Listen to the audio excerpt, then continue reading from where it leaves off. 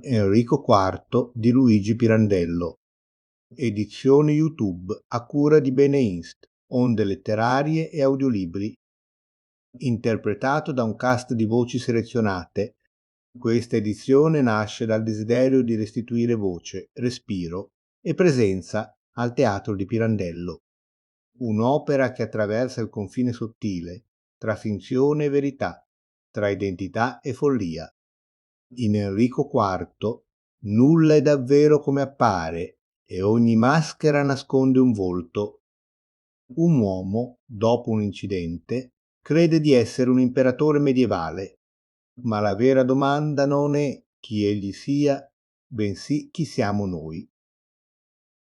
La follia, forse, non è che una forma estrema di lucidità, e la normalità una recita condivisa, accettata senza domande.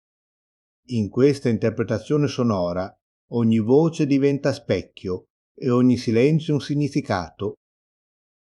Ora il sipario si apre e la storia di Enrico IV può finalmente iniziare. Atto primo Prima parte. di Enrico IV di Luigi Pirandello. In una villa solitaria della campagna umbra ai nostri giorni. Salone nella villa rigidamente parato in modo da figurare quella che poté essere la sala del trono di Enrico IV nella casa imperiale di Goslar, ma in mezzo agli antichi arredi due grandi ritratti a olio moderni, di grandezza naturale, avventano dalla parete di fondo, collocati a poca altezza dal suolo su uno zoccolo di legno lavorato che corre lungo tutta la parete, largo e sporgente, in modo da potercisi mettere a sedere come su una lunga panconata, uno a destra e uno a sinistra del trono che, nel mezzo della parete, interrompe lo zoccolo e vi si inserisce col suo seggio imperiale e il suo basso baldacchino. I due ritratti rappresentano un signore e una signora, giovani entrambi, camuffati in costume carnevalesco, uno da Enrico IV e l'altra da Matilde di Toscana. Usci a destra e a sinistra.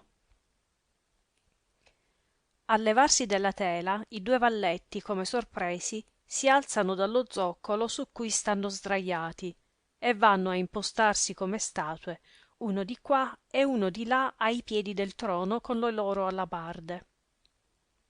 Poco dopo, dal secondo uscio a destra, entrano Arialdo, Landolfo, Ordulfo e Bertoldo, giovani stipendiati dal marchese Carlo di Nolli perché fingano le parti di consiglieri segreti, vassalli regali della bassa aristocrazia della corte di Enrico IV.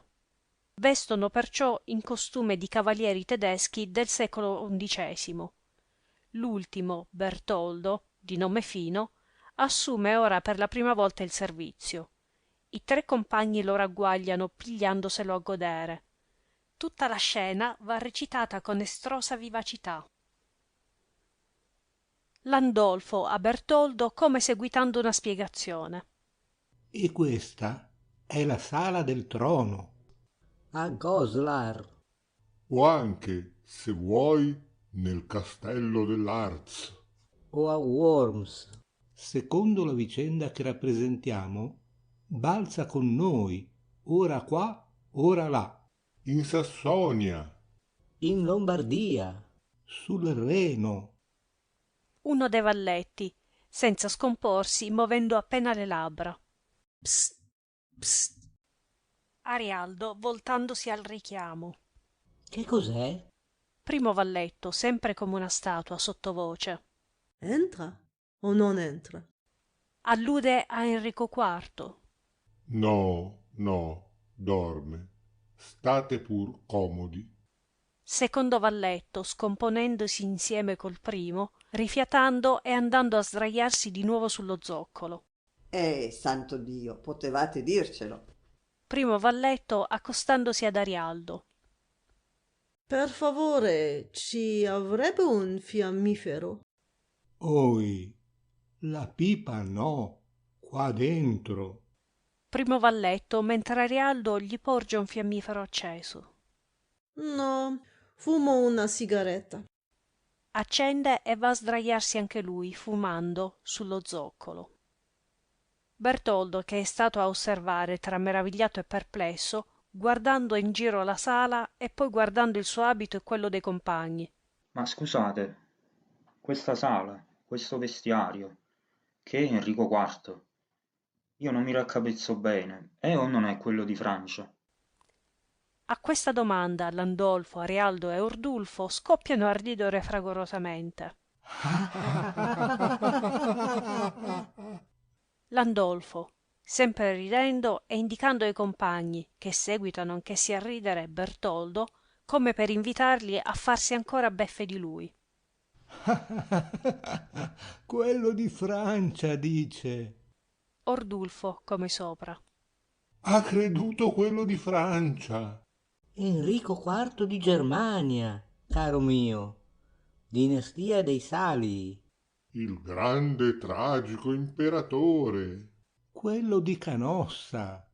Sosteniamo qua, giorno per giorno, la spaventosissima guerra tra Stato e Chiesa. Oh, L'impero contro il papato. Oh, Antipapi contro i papi. i re contro gli antiré. e guerra contro i sassoni. E tutti i principi ribelli. Contro i figli stessi dell'imperatore. Bertoldo, sotto questa valanga di notizie, riparandosi la testa con le mani. Ho capito, perciò non mi raccapezzavo, vedendomi parato così ed entrando in questa sala. Ho detto bene, non era vestiario questo del 1500. Ma che 1500? Qua siamo tra il 1000 e il 1100. Puoi farti il conto. Se il 25 gennaio del 1071 siamo davanti a Canossa. Bertoldo, smarrendosi più che mai. Oddio mio, ma allora è una rovina. E già, se credeva d'essere la corte di Francia, Tutta la mia preparazione storica. Siamo, caro mio, 400 anni prima. Ci sembri un ragazzino. Bertoldo, arrabbiandosi. Ma me lo potevano dire, per Dio santo, che si trattava di quello di Germania e non d'Enrico IV di Francia. Nei 15 giorni che m'accordarono per la preparazione, lo so io quanti libri ho scartabellato. Ma scusa, non lo sapevi che qua il povero Tito era ad Alberto di Brema? Ma che Adalberto? Sapevo un corno io. No, vedi com'è? Morto Tito, il marchesino di Nolli. È stato proprio lui, il marchesino, che ci voleva a dirmi. Ma forse credeva che lo sapessi. Non voleva più assumere nessun altro in sostituzione. 3. Quanti restavamo, gli pareva che potessimo bastare, ma lui cominciò a gridare: cacciato via ad Alberto! Perché il povero Tito, capisci, non gli parve che morisse, ma che nella veste del vescovo Adalberto gliel'avessero cacciato via dalla corte i vescovi rivali di Colonia e di Magonza. Bertoldo, prendendosi e tenendosi con tutte e due le mani la testa. Ma non ne so una saetta io, di tutta questa storia. stai fresco allora, caro mio. E il guaio è che non lo sappiamo neanche noi chi sei tu.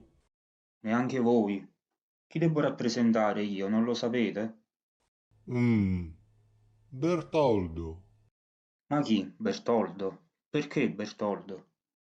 Mi hanno cacciato via ad Alberto e io allora voglio Bertoldo, voglio Bertoldo. Cominciò a gridare così. Noi ci guardammo tutti e tre negli occhi. Chi sarà questo Bertoldo? Ed eccoti qua, Bertoldo, caro mio. Ci farai una bellissima figura. Bertoldo, ribellandosi e facendo per avviarsi. Ah, ma io non la fo. Grazie tante, io me ne vado, me ne vado. Arialdo, trattenendolo insieme con Ordulfo tra le risa. No, calmati, calmati. Non sarai mica il Bertoldo della favola. E ti puoi confortare che non lo sappiamo neanche noi del resto chi siamo. Lui Arialdo, lui Ordulfo, io Landolfo. Ci chiama così, ci siamo ormai abituati. Ma chi siamo? Nomi del tempo. Un nome del tempo sarà anche il tuo, Bertoldo.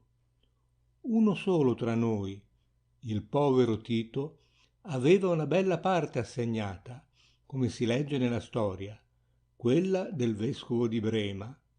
Pareva un vescovo davvero. Oh, magnifico, povero Tito. Sfido, se l'era potuta studiare bene sui libri, lui. E comandava anche a sua maestà, s'imponeva, lo guidava, da quasi tutore e consigliere. Siamo consiglieri segreti, anche noi, per questo, ma così, di numero, perché nella storia è scritto che Enrico IV era odiato dall'alta aristocrazia per essersi circondato a corte da giovani della bassa. Che saremmo noi. Già, piccoli vassalli regali, devoti, un po' dissoluti, allegri.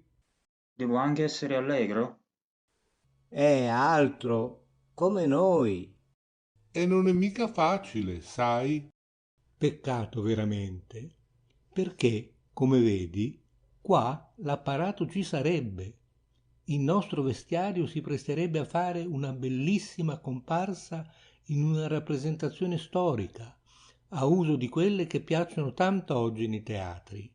E stoffa, stoffa da cavarne non una, ma parecchie tragedie, la storia di Enrico IV la offrirebbe davvero. Ma tutti e quattro qua, e quei due disgraziati là, Indica i valletti. quando stanno ritti impalati ai piedi del trono, siamo così, senza nessuno che ci metta su e ci dia da rappresentare qualche scena. C'è, come vorrei dire, la forma e ci manca il contenuto. Siamo peggio dei veri consiglieri segreti di Enrico IV, perché sì, nessuno, neanche a loro, aveva dato da rappresentare una parte, ma essi, almeno, non sapevano di doverla rappresentare. La rappresentavano perché la rappresentavano. Non era una parte, era la loro vita, insomma. Facevano i loro interessi, a danno degli altri, vendevano le investiture e che so io. Noi altri invece siamo qua, vestiti così in questa bellissima corte, per fare che? Niente, come 6 pupazzi appesi al muro che aspettano qualcuno che li prenda e che li muova così o così e faccia dir loro qualche parola. E no, caro mio, scusa, bisogna rispondere a tono, saper rispondere a tono. Guai se lui ti parla e tu non sei pronto a rispondergli come vuol lui. Già, questo sì, è vero.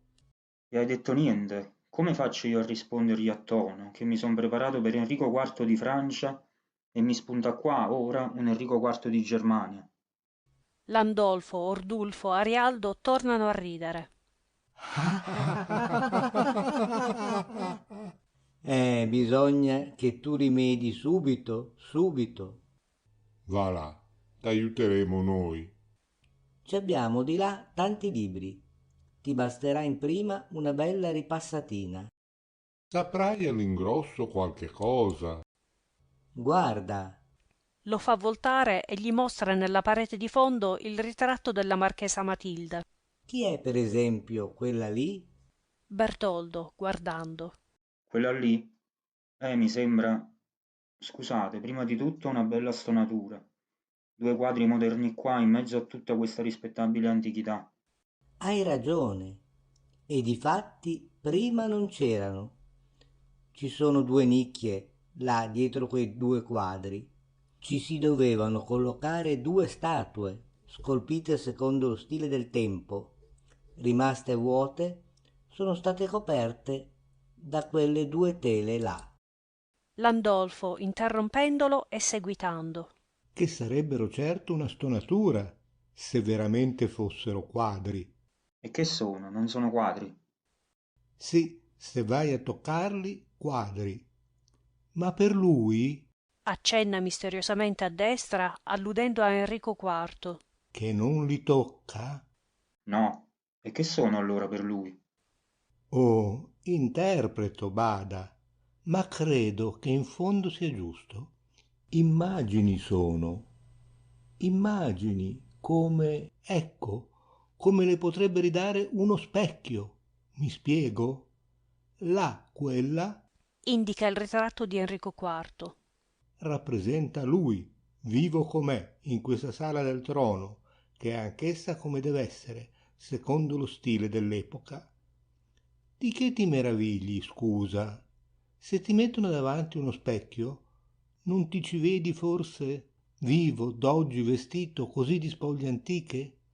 Ebbene, lì è come se ci fossero 2 specchi che ridanno immagini vive, qua in mezzo a un mondo che...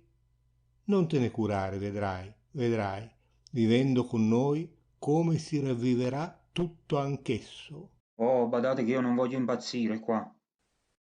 Ma che impazzire! Ti divertirai.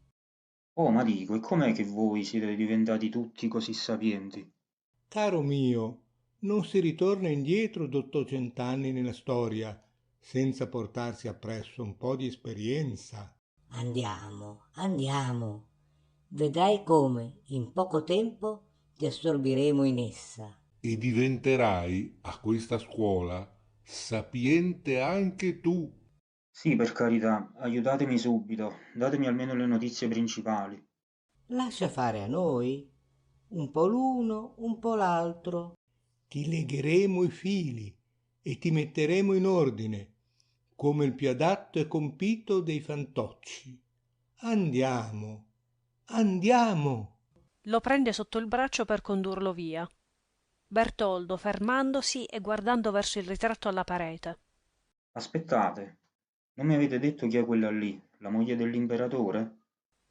No, la moglie dell'imperatore è Berta di Susa, sorella di Amedeo II di Savoia. E l'imperatore, che vuol esser giovane con noi, non può soffrirla e pensa di ripudiarla. Quella è la sua più feroce nemica, Matilde, la marchesa di Toscana. Ah, ho capito, quella che ospitò il Papa. A Canossa, appunto. Papa Gregorio VII. Il nostro spauracchio. Andiamo, andiamo.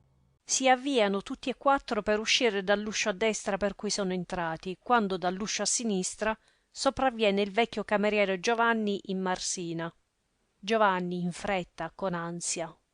Oh, psst, Franco, Lolo. Arialdo, arrestandosi e voltandosi. Che vuoi? Bertoldo, meravigliato di vederlo entrare in marsina nella sala del trono. Oh, e come? Qua dentro, lui. Un uomo del 1900. Via! Gli corre incontro minacciosamente per burla con gli altri 2 per scacciarlo. Messo di Gregorio VII, via! Via, via! Giovanni difendendosi, seccato. E finitela. No, tu non puoi metter piede qua dentro. Fuori, fuori! Landolfo a Bertoldo. Sortilegio, sai, demonio evocato dal mago di Roma. Cava, cava la spada. Fa per cavare la spada anche lui. Giovanni gridando. Finitela, vi dico. Non fate i matti con me. È arrivato il signor Marchese in comitiva. Landolfo stropicciandosi le mani. Ah, benissimo. Ci sono signore? Ordulfo come sopra. Vecchie? Giovani? Ci sono 2 signori. Ma le signore chi sono? La signora Marchesa con la figlia. Landolfo, meravigliato. Oh, e come? Ordulfo come sopra. La marchesa, hai detto? La Marchesa. La Marchesa. E i signori? Non lo so. Arialdo a Bertoldo. Vengono a darci il contenuto, capisci? Tutti messi di Gregorio VII. Ci divertiremo. Insomma, mi lasciate dire? Di. Pare che uno di quei 2 signori sia un medico. Oh, abbiamo capito. Uno dei soliti medici. Bravo Bertoldo, tu porti fortuna. Vedrai come ce lo lavoreremo questo signor medico. Io penso che mi troverò così subito in un bell'impiccio. Statemi a sentire. Vogliono entrare qua nella sala. Landolfo, meravigliato e costernato. Come? Lei? La marchesa qua? Altro che contenuto, allora. Nascerà davvero la tragedia. Bertoldo incuriosito. Perché? Perché? Ordulfo, indicando il ritratto. Ma è quella lì, non capisci? La figliuola è la fidanzata del marchese. Ma che sono venuti a fare? Si può sapere? Se lui la vede, guai. Ma forse ormai non la riconoscerà più. Bisogna che voi, se si sveglia, lo tratteniate di là. Sì, scherzi. E come? Sai bene com'è. Per Dio, anche con la forza, se mi hanno comandato così. Andate, andate. Sì, perché forse a quest'ora si sarà già svegliato. Andiamo, andiamo. Landolfo avviandosi con gli altri a Giovanni. Ma poi ci spiegherai. Giovanni gridando loro dietro. Chiudete questa e nascondete la chiave, anche di quest'altra porta. Indica l'altro uscio a destra. Landolfo, Arialdo e Ordulfo via per il secondo uscio a destra. Giovanni ai 2 valletti. Via, via anche voi altri. Di là. Indica il primo uscio a destra. Richiudete la porta e via la chiave. I 2 valletti escono dal primo uscio a destra. Giovanni si reca all'uscio di sinistra e lo apre per far passare il marchese di Nolli. Hai dato bene gli ordini? Sì, signor Marchese. Stia tranquillo. Il Di Nolli riesce per un momento a invitar gli altri a entrare. Entrano prima il barone Tito Belcredi e il dottor Dionisio Genoni, poi donna Matilde Spina e la marchesina Frida. Giovanni si inchina ed esce. Donna Matilde Spina è sui 45 anni, ancora bella e formosa per quanto con troppa evidenza ripari gli inevitabili guasti dell'età con una violenta ma sapiente truccatura che le compone una fiera testa di valchiria. Questa truccatura assume un rilievo che contrasta e conturba profondamente nella bocca, bellissima e dolorosa. Vedova da molti anni, ha per amico il barone Tito Belcredi, che né lei né altri han mai preso sul serio, almeno in apparenza. Quel che Tito Belcredi è poi in fondo per lei lo sa bene lui solo, che perciò può ridere, se la sua amica ha bisogno di fingere di non saperlo. Ridere sempre per rispondere alle risa che a suo carico le beffe della marchesa suscitano negli altri. Smilzo, precocemente grigio, un po' più giovane di lei, ha una curiosa testa d'uccello. Sarebbe vivacissimo se la sua duttile agilità, che lo fa spadaccino temutissimo, non fosse come inguainata in una sonnolenta pigrizia d'arabo, che si rivela nella strana voce un po' nasale e strascicata. Frida, la figliuola della marchesa, ha 19 anni. Intristita nell'ombra in cui la madre imperiosa e troppo vistosa la tiene, è anche offesa in quest'ombra dalla facile maldicenza che quella provoca, non tanto piú a suo danno, ma a danno di lei. È però già per fortuna fidanzata al marchese Carlo di Nolli, giovine rigido, molto indulgente verso gli altri, ma chiuso e fermo in quel poco che crede di poter essere e valere nel mondo, per quanto forse, in fondo, non lo sappia bene neanche lui stesso, e, a ogni modo, costernato dalle tante responsabilità che crede gravino su di lui, cosí che gli altri sí, gli altri possano parlare, beati loro, e divertirsi. Lui no, non perché non vorrebbe, ma perché proprio non può. Veste di strettissimo lutto per la recente morte della madre. Il dottor Dionisio Genoni ha una bella faccia svergognata e rubiconda da satiro, con occhi fuoruscenti, corta barbettina arguta, lucida come d'argento, belle maniere, quasi calvo. Entrano costernati, quasi paurosi, guardando la sala con curiosità, tranne il Di Nolli, e parlano dapprima a bassa voce. Ah, magnifico, magnifico. Interessantissimo. Anche nelle cose il delirio che torna, così, appunto. Magnifico. Sì, sì, magnifico. Donna Matilde, che ha cercato con gli occhi in giro il suo ritratto, scoprendolo e accostandosi. Ah, eccolo là.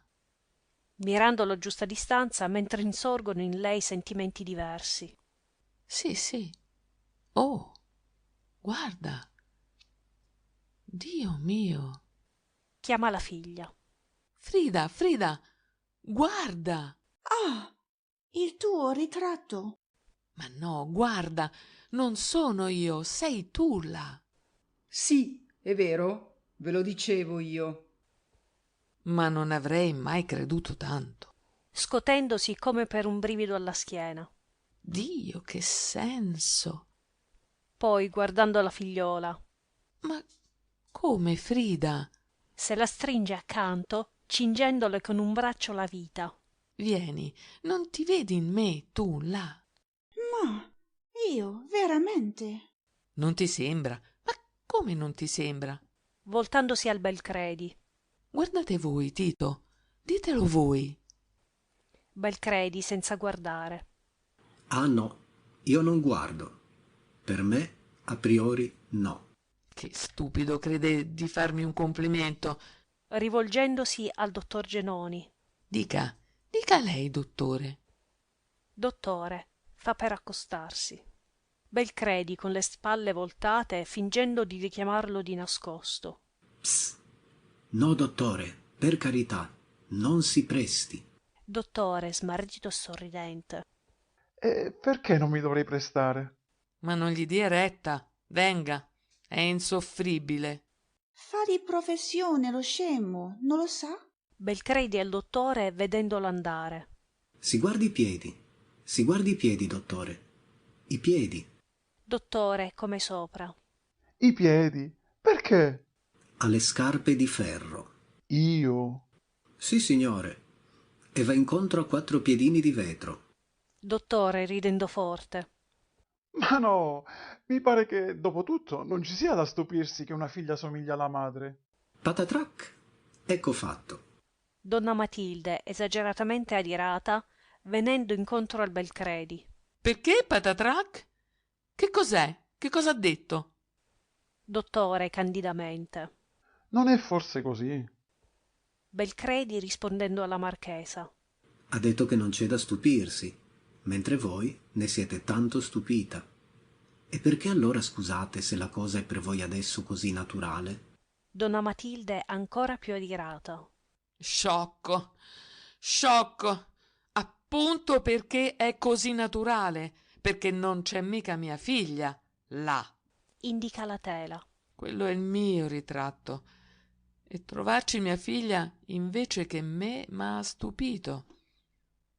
Il mio stupore, vi prego di credere, è stato sincero e vi proibisco di metterlo in dubbio.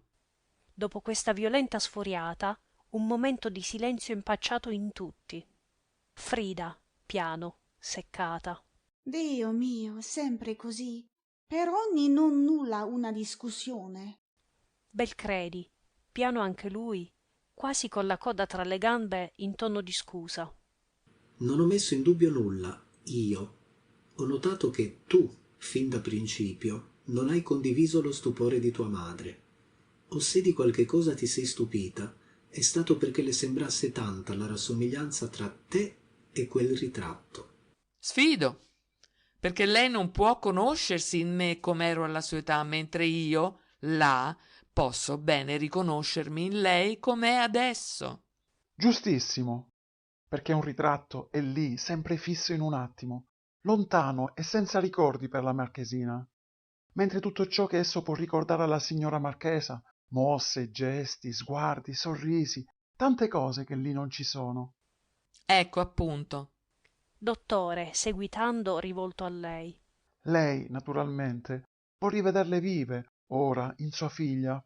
Ma lui deve guastarmi sempre ogni minimo abbandono al sentimento più spontaneo, così, per il gusto di farmi stizzire. Dottore, abbagliato dai lumi che ha dato, ripiglia con un tono professionale rivolto al Belcredi. La rassomiglianza, caro barone, nasce spesso da cose imponderabili. E così difatti si spiega che... Belcredi, per interrompere la lezione. Che qualcuno può trovare anche qualche rassomiglianza tra me e lei, caro professore. Lasciamo andare, vi prego. Accenna ai due usci a destra per avvertire che di là c'è qualcuno che può sentire. Ci siamo svagati troppo, venendo. Sfido, quando c'è lui. Accenna al Belcredi. Donna Matilde subito. Volevo bene perciò che non venisse. Ma se avete fatto tanto ridere alle mie spalle, che ingratitudine.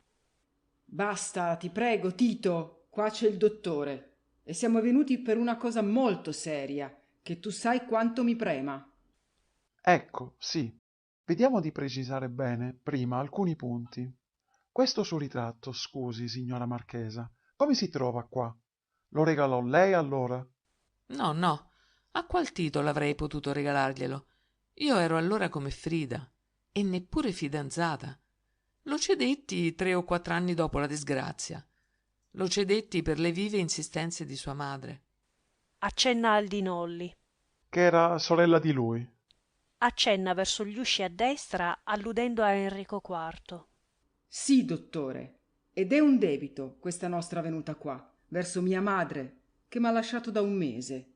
Invece di trovarmi qua, io e lei, Accenna a Frida. dovremmo essere in viaggio. E assorti in ben altre cure, capisco. Ma è morta con la ferma fede che fosse prossima la guarigione di questo suo fratello adorato. E non mi può dire, scusi, da quale segni lo arguisse? Pare da un certo discorso strano che egli le fece poco prima che la mamma morisse.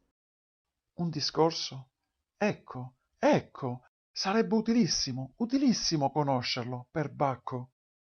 Ah, io non lo so.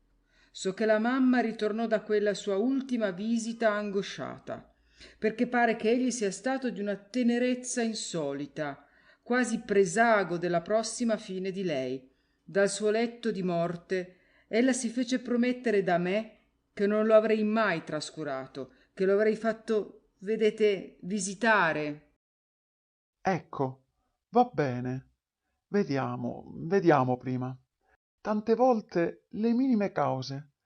Questo ritratto dunque. Oh Dio, non credo, dottore, che ci si debba dare una soverchia importanza. Ha fatto impressione a me perché non lo rivedevo da tanti anni. Prego, abbia pazienza. Ma sì, sta lì da una quindicina d'anni. Più di 18 ormai. Prego, scusino, se non sanno ancora che cosa io voglio domandare. Io faccio molto assegnamento, molto, su questi due ritratti, eseguiti, m'immagino, prima della famosa e disgraziatissima cavalcata, non è vero? Certo. Quando egli era dunque perfettamente in sensi. Ecco, volevo dir questo. Propose lui a lei di farselo eseguire? Ma no, dottore, ce lo facemmo eseguire tanti di quelli che prendemmo parte alla cavalcata, così, per serbarne un ricordo. Me lo feci fare anch'io il mio, di Carlo d'Angiò. Appena furono pronti i costumi. Perché, vede, ci fu la proposta di raccoglierli tutti per ricordo, come in una galleria, nel salone della villa dove si fece la cavalcata. Ma poi ciascuno volle tenersi il suo. E questo mio, come le ho detto, io lo cedetti senza poi tanto rincrescimento perché sua madre... Accenna di nuovo al Dinolli. Non sa se fu lui a richiederlo? Ah, non so. Forse. O fu la sorella, per assecondare amorosamente. Un'altra cosa. L'idea della cavalcata venne a lui? Belcredi subito. No, venne a me. Prego? Non gli dia retta. Venne al povero Belassi. Ma che Belassi! Donna Matilde al dottore. Il conte Belassi, che morì, poverino, 2 o 3 mesi dopo. Ma se non c'era Belassi quando... Dinolli, seccato dalla minaccia di una nuova discussione. Scusi, dottore, è proprio necessario stabilire a chi venne l'idea? Sì, mi servirebbe. Ma se venne a me... Oh, questa è bella. Non avrei mica da gloriarmene, dato l'effetto che poi ebbe, scusate. Fu, guardi, dottore, me ne ricordo benissimo, una sera sui primi di novembre al circolo. Sfogliavo una rivista illustrata, tedesca, e guardavo soltanto le figure, s'intende, perché il tedesco io non lo so. In una c'era l'imperatore, in non so quale città universitaria dove era stato studente. Bonn. Bon, va bene. Parato, a cavallo, in uno degli strani costumi tradizionali delle antichissime società studentesche della Germania, seguito da un corteo d'altri studenti nobili, anch'essi a cavallo e in costume. L'idea mi nacque da quella vignetta, perché deve sapere che al circolo si pensava di fare qualche grande mascherata per il prossimo carnevale. Proposi questa cavalcata storica per modo di dire, babelica. Ognuno di noi doveva scegliersi un personaggio da rappresentare, di questo o di quel secolo, re o imperatore, o principe con la sua dama accanto, regina o imperatrice a cavallo. Cavalli bardati, s'intende, secondo il costume dell'epoca. E la proposta fu accettata. Io l'invito lo ebbi da Belassi. Appropriazione indebita, se vi disse che l'idea era sua. Non c'era neppure, vi dico, quella sera al circolo quando feci la proposta, come non c'era del resto neanche lui. Allude a Enrico IV. E lui allora scelse il personaggio di Enrico IV. Perché io, indotta nella scelta del mio nome, così, senza pensarci più che tanto, dissi che volevo essere la marchesa Matilde di Toscana. Non capisco bene la relazione. Sa, neanch'io da principio, quando mi sentii rispondere da lui, che sarebbe stato allora ai miei piedi come a Canossa Enrico IV. Sì, sapevo di Canossa, ma dico la verità, non mi ricordavo bene la storia. E mi fece anzi una curiosa impressione, ripassandomela per prepararmi a sostenere la mia parte, ritrovarmi fedelissima e zelantissima amica di Papa Gregorio VII, in feroce lotta contro l'impero di Germania. Compresi bene allora perché, avendo io scelto di rappresentare il personaggio della sua implacabile nemica, egli mi volle essere accanto in quella cavalcata da Enrico IV. Ah, perché forse... Dottore, Dio mio, perché lui le faceva allora una corte spietata. E lei? Indica la marchesa. Naturalmente. Donna Matilde punta con fuoco. Naturalmente, appunto, naturalmente. E allora, più che mai, naturalmente. Belcredi mostrandola. Ecco, non poteva soffrirlo. Ma non è vero, non mi era mica antipatico, tutt'altro. Ma per me basta che uno voglia farsi prendere sul serio. Belcredi seguitando. Le dà la prova più lampante della sua stupidità. No, caro, in questo caso no, perché lui non era mica uno stupido come voi. Io non mi sono mai fatto prendere sul serio. Ah, lo so bene. ma con lui però non c'era da scherzare. Con altro tono, rivolgendosi al dottore. Capita, tra le tante disgrazie a noi donne, caro dottore, di vederci davanti ogni tanto due occhi che ci guardano con una contenuta, intensa promessa di sentimento duraturo. Scoppia a ridere stridulamente. Niente di più buffo. Se gli uomini si vedessero con quel duraturo nello sguardo. Ne ho riso sempre così, e allora più che mai. Ma debbo fare una confessione. Posso farla adesso, dopo 20 e più anni. Quando risi così di lui fu anche per paura, perché forse a una promessa di quegli occhi si poteva credere, ma sarebbe stato pericolosissimo. Dottore, con vivo interesse, concentrandosi. Ecco, questo mi interesserebbe molto di sapere. Pericolosissimo. Donna Matilde, con leggerezza. Appunto perché non era come gli altri. E dato che anch'io, sì, via, sono un po' così, più di un po' per dire la verità. Cerca una parola modesta. Insofferente, ecco, insofferente di tutto quanto è compassato e così afoso. Ma ero allora troppo giovane, capite? E donna. Dovevo rodere il freno. Ci sarebbe voluto un coraggio che non mi sentii di avere. Risi anche di lui, con rimorso, anzi con un vero dispetto contro me stessa poi, perché vidi che il mio riso si confondeva con quello di tutti gli altri, sciocchi, che si facevano beffe di lui. Pressappoco, come di me. Voi fate ridere con la smorfia ad abbassarvi sempre, caro mio, mentre lui, al contrario. C'è una bella differenza. E poi a voi vi si ride in faccia. E dico, meglio che alle spalle. Veniamo a noi. Dunque, già un po' esaltato era, a quanto mi pare di aver compreso. Sì, ma in un modo così curioso, dottore. Come sarebbe? Ecco, direi a freddo. Ma che a freddo? Era così, dottore, un po' strano, certo, ma perché ricco di vita, estroso. Non dico che simulasse l'esaltazione. Al contrario, anzi, s'esaltava spesso veramente.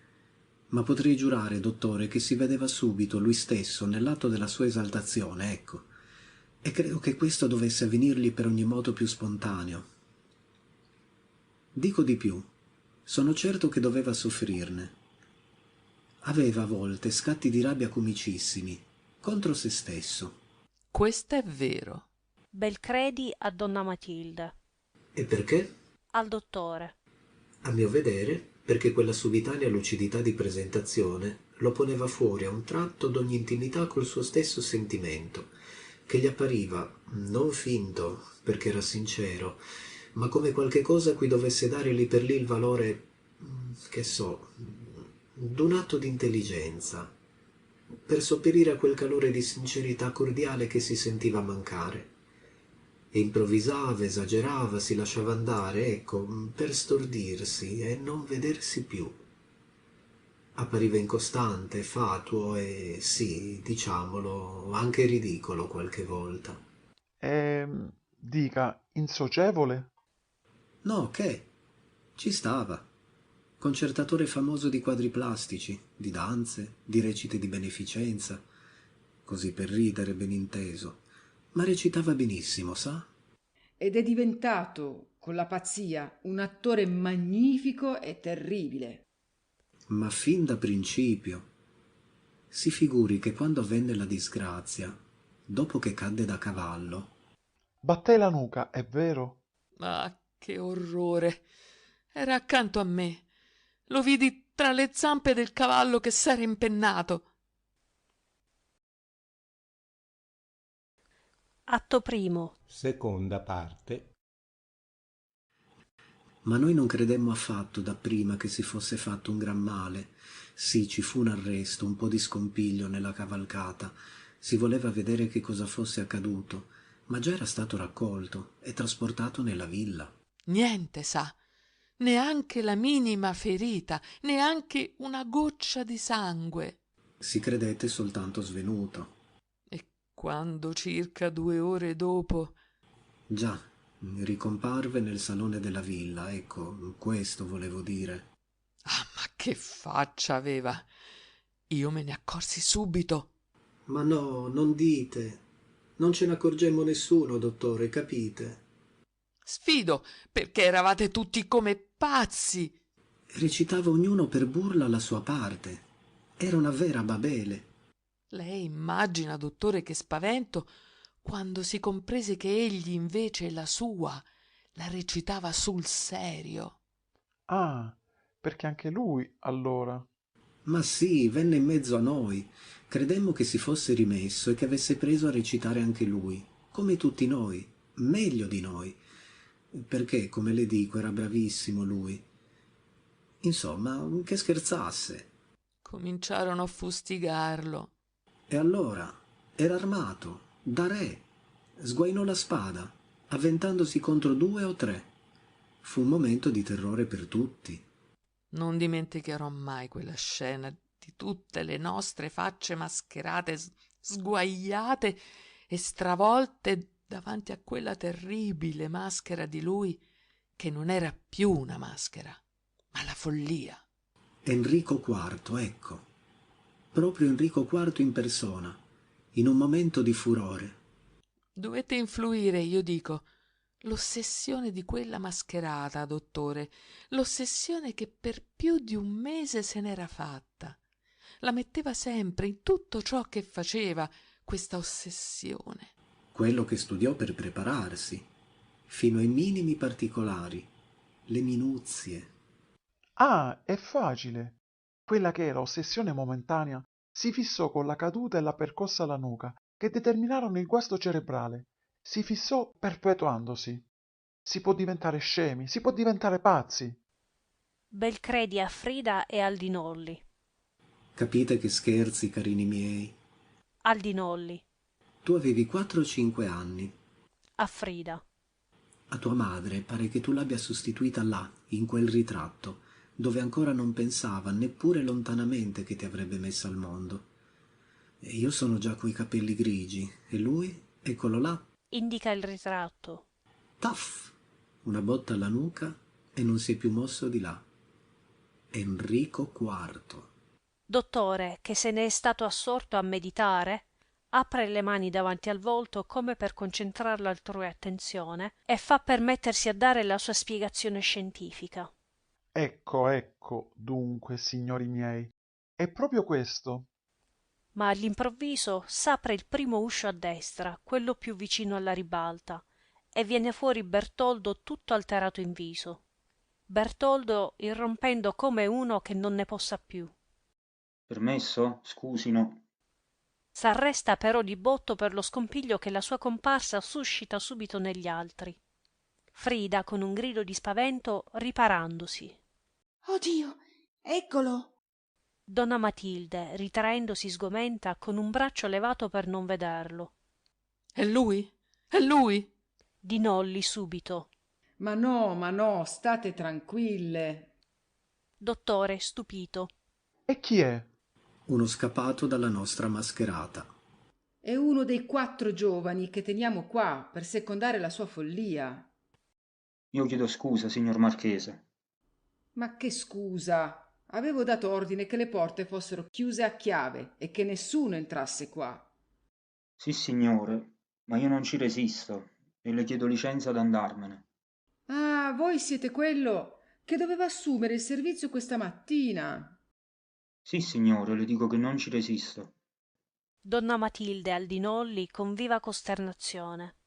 Ma dunque, non è così tranquillo come dicevi? Bertoldo subito. No, signora, non è lui. Sono i miei 3 compagni. Lei dice secondare, signor Marchese, ma che secondare? Quelli non secondano. I veri pazzi sono loro. Io entro qua per la prima volta e invece di aiutarmi, signor Marchese... Sopravvengono dallo stesso uscio a destra Landolfo e Arialdo in fretta, con ansia, ma arrestandosi davanti all'uscio prima di farsi avanti. Permesso? Permesso, signor Marchese? Avanti! Ma insomma, che cos'è? Che cosa fate? Oh Dio, io me ne scappo, ho paura. Fa per avviarsi verso l'uscio a sinistra. Di Nolli subito trattenendola.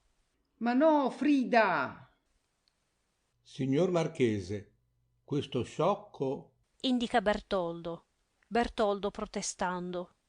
Ah no, grazie tante, cari miei. Io così non ci sto. Ma come? Non ci stai? Ha guastato tutto, signor Marchese, scappandosene qua. Lo ha fatto montare sulle furie. Non possiamo più trattenerlo di là. Ha dato ordine che sia arrestato e vuole subito giudicarlo dal trono. Come si fa? Ma chiudete, andate a chiudere quella porta! Landolfo va a chiudere. Non sarà possibile al solo Ordulfo trattenerlo. Ecco, signor Marchese, se si potesse subito, almeno, annunciare la loro visita per distornarlo, se loro signori hanno già pensato sotto qual veste presentarsi. Sì, s'è pensato a tutto. Al dottore. Se lei, dottore, crede di poter, fate subito la visita.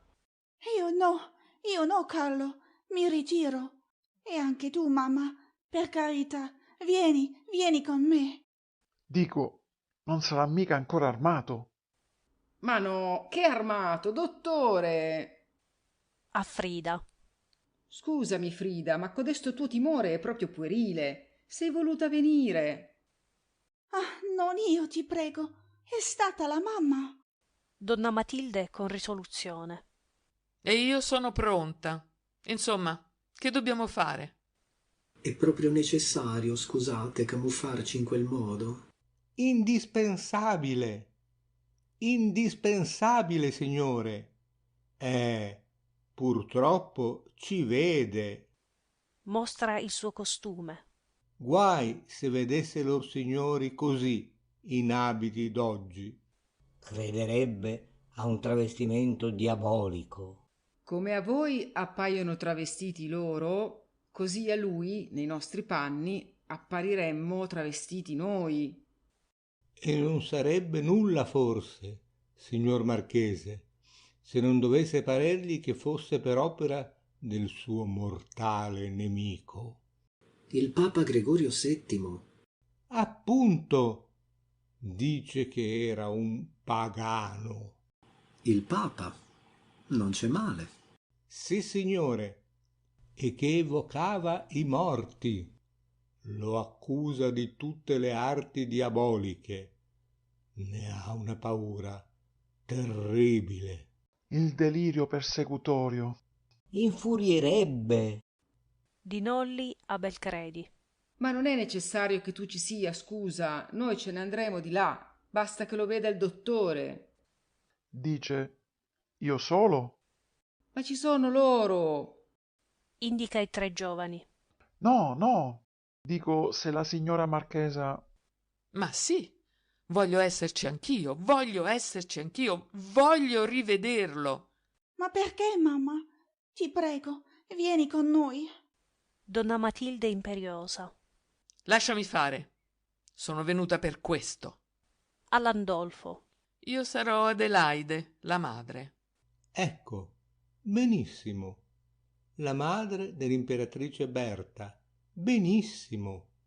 Basterà allora che la signora si cinga la corona ducale e indossi un manto che la nasconda tutta. Ad Arialdo. Vai, Arialdo. Aspetta, e il signore? Accennando al dottore. Ah sì, abbiamo detto mi pare il vescovo Ugo di Cluny. Il signore vuol dire l'abate? Benissimo, Ugo di Cluny. È già venuto qua tant'altre volte. Dottore stupito. Come è venuto? Non abbia paura. Voglio dire che, essendo un travestimento spiccio, s'è usato altre volte. Ma non c'è pericolo che se ne ricordi. Guarda più all'abito che alla persona. Questo è bene anche per me, allora. Noi andiamo. Frida, vieni con noi, Tito. Ah no, se resta lei, indica la marchesa. resto anch'io.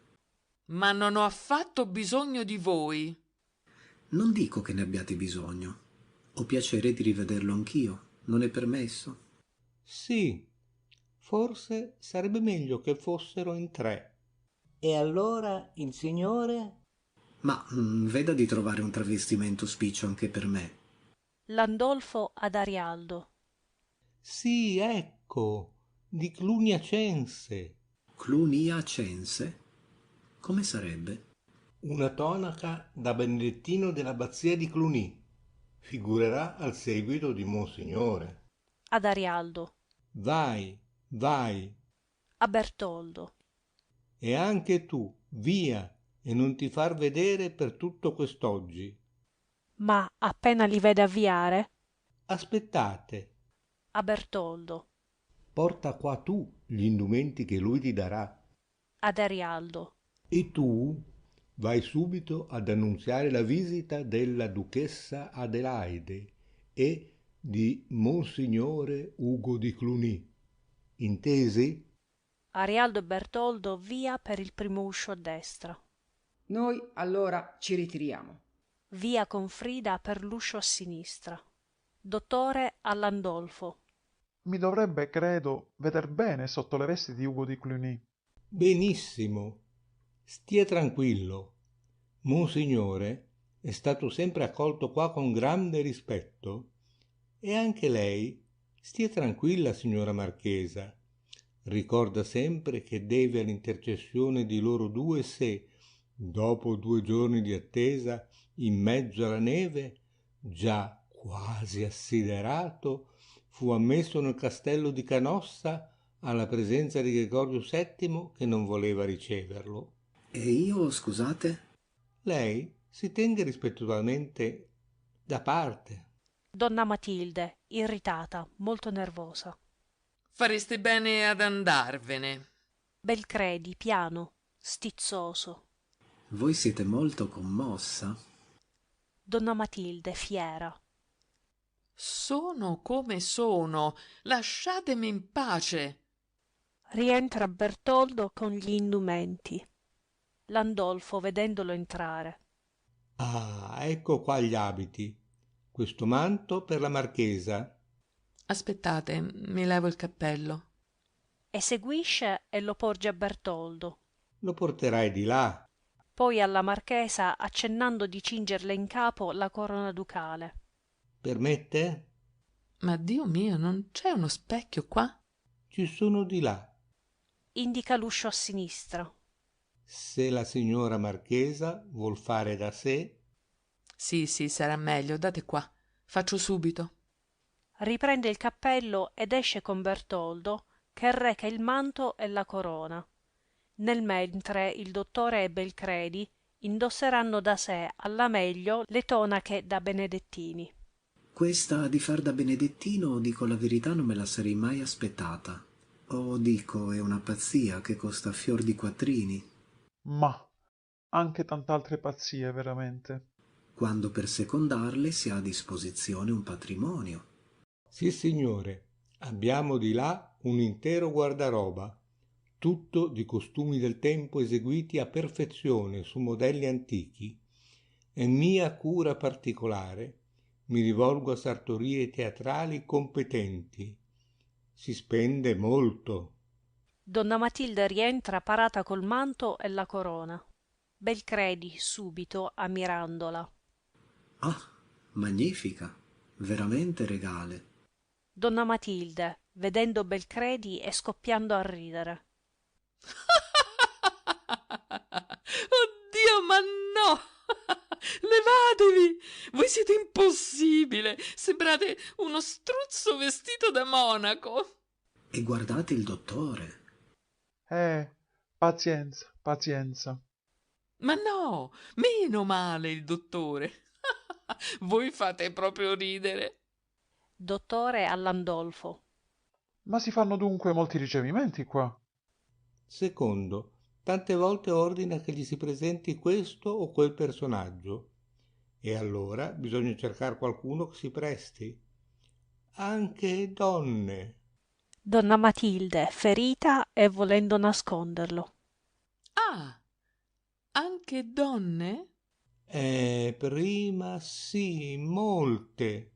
Belcredi ridendo, Oh bella, in costume? indicando la marchesa. Così? Ma sa, donne di quelle che... Che si prestano, ho capito. Perfido alla marchesa. Badate, che diventa per voi pericoloso. Si apre il secondo uscio a destra e appare Arialdo, che fa prima di nascosto un cenno per arrestare ogni discorso nella sala, e poi annunzia solennemente: Sua Maestà l'Imperatore. Entrano prima i due valletti che vanno a postarsi ai piedi del trono. Poi entra, tra Ordulfo e Arialdo, che si tengono rispettosamente un po' indietro, Enrico IV. È presso alla cinquantina, pallidissimo, e già grigio sul dietro del capo. Invece sulle tempie e sulla fronte appare biondo, per via di una tintura quasi puerile, evidentissima. E sui pomelli, in mezzo al tragico pallore, ha un trucco rosso da bambola, anch'esso evidentissimo. Veste sopra l'abito regale un saio da penitente, come a Canossa. Ha negli occhi una fissità spasimosa che fa spavento, in contrasto con l'atteggiamento della persona che vuole essere d'umiltà pentita, tanto più ostentata quanto più sente che immeritato è quell'avvilimento. Ordulfo regge a due mani la corona imperiale, Arialdo lo scettro con l'aquila e il globo con la croce. Enrico IV, inchinandosi prima a donna Matilde, poi al dottore. Madonna? Monsignore?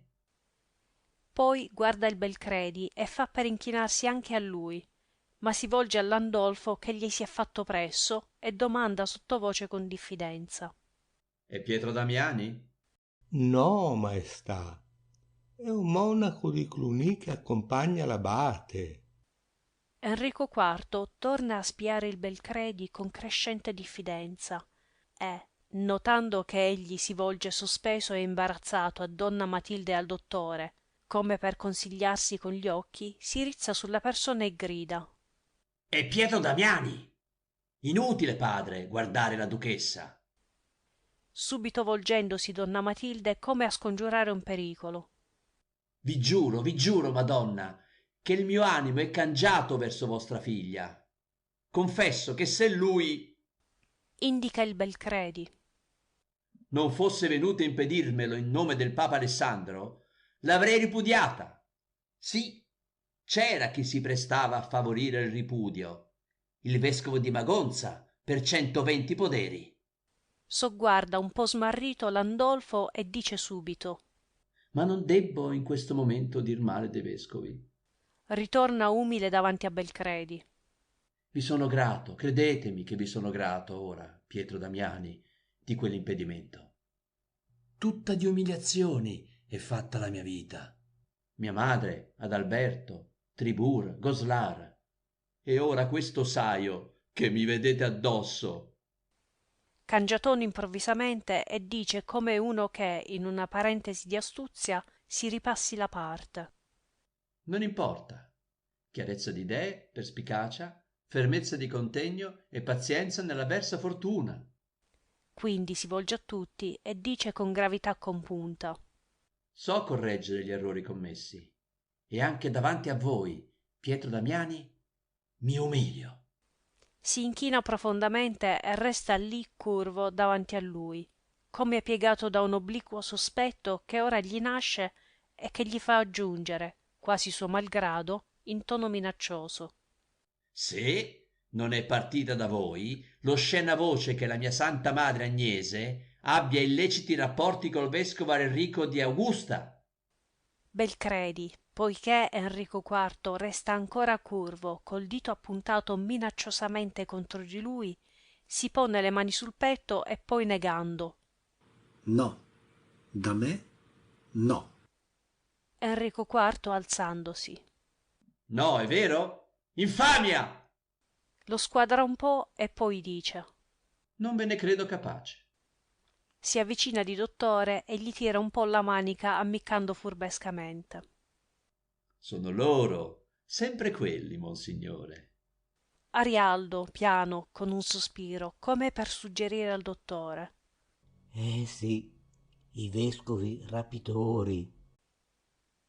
Dottore, per sostenere la parte, volto ad Arialdo. Quelli, già, quelli. Nulla è bastato a costoro. Un povero ragazzo, monsignore. Si passa il tempo giocando, anche quando, senza saperlo, si è re.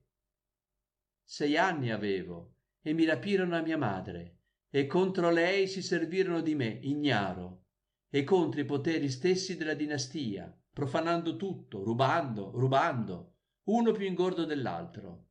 Anno più di Stefano, Stefano più di Anno. Landolfo, sottovoce, persuasivo, per richiamarlo. Maestà. Enrico IV subito voltandosi. Ah già, non debbo in questo momento dir male dei vescovi. Ma questa infamia su mia madre, monsignore, passa la parte. Guarda la marchesa e s'intenerisce. E non posso neanche piangerla, Madonna. Mi rivolgo a voi che dovreste aver viscere materne. Venne qua a trovarmi dal suo convento ora è circa un mese. Mi hanno detto che è morta. Pausa tenuta, densa di commozione. Poi, sorridendo mestissimamente. Non posso piangerla, perché se voi ora siete qua e io così, Mostra il saio che ha indosso. vuol dire che ho 26 anni. Arialdo, quasi sottovoce, dolcemente per confortarlo. E che dunque ella è viva, maestà. Ordulfo, come sopra. Ancora nel suo convento. Enrico IV si volta a guardarli. Già, e posso dunque rimandare ad altro tempo il dolore. Mostra alla marchesa, quasi con civetteria, la tintura che si è data ai capelli. Guardate, ancora biondo. Poi piano, come in confidenza. Per voi, io non ne avrei bisogno. Ma giova ha qualche segno esteriore. Termini di tempo, mi spiego, monsignore? Si riaccosta alla marchesa e osservandole i capelli. Ma vedo che anche voi, duchessa... Strizza un occhio e fa un segno espressivo con la mano. Italiana. Come a dire, finta, ma senz'ombra di sdegno, anzi, con maliziosa ammirazione. Dio mi guardi dal mostrarne disgusto o meraviglia. Velità. Nessuno vorrebbe riconoscere quel certo potere oscuro e fatale che assegna limiti alla volontà. Ma dico, se si nasce e si muore, nascere, monsignore, voi l'avete voluto? Io no. E tra l'un caso e l'altro, indipendenti entrambi dalla nostra volontà, tante cose avvengono che tutti quanti vorremmo non avvenissero e a cui a malincuore ci rassegniamo. Dottore, tanto per dire qualche cosa mentre lo studia attentamente. Sì, purtroppo. Ecco, quando non ci rassegniamo, vengono fuori le velleità. Una donna che vuole essere uomo, un vecchio che vuole essere giovine. Nessuno di noi mente o finge. C'è poco da dire. Ci siamo fissati tutti in buona fede in un bel concetto di noi stessi. Monsignore, però, mentre voi vi tenete fermo, aggrappato con tutte e 2 le mani alla vostra tonaca santa, di qua, dalle maniche, vi scivola, vi sguscia come un serpe qualche cosa di cui non v'accorgete. Monsignore, la vita. E sono sorprese quando ve la vedete d'improvviso consistere davanti così sfuggita da voi. Dispetti e ire contro voi stesso, o rimorsi, anche rimorsi.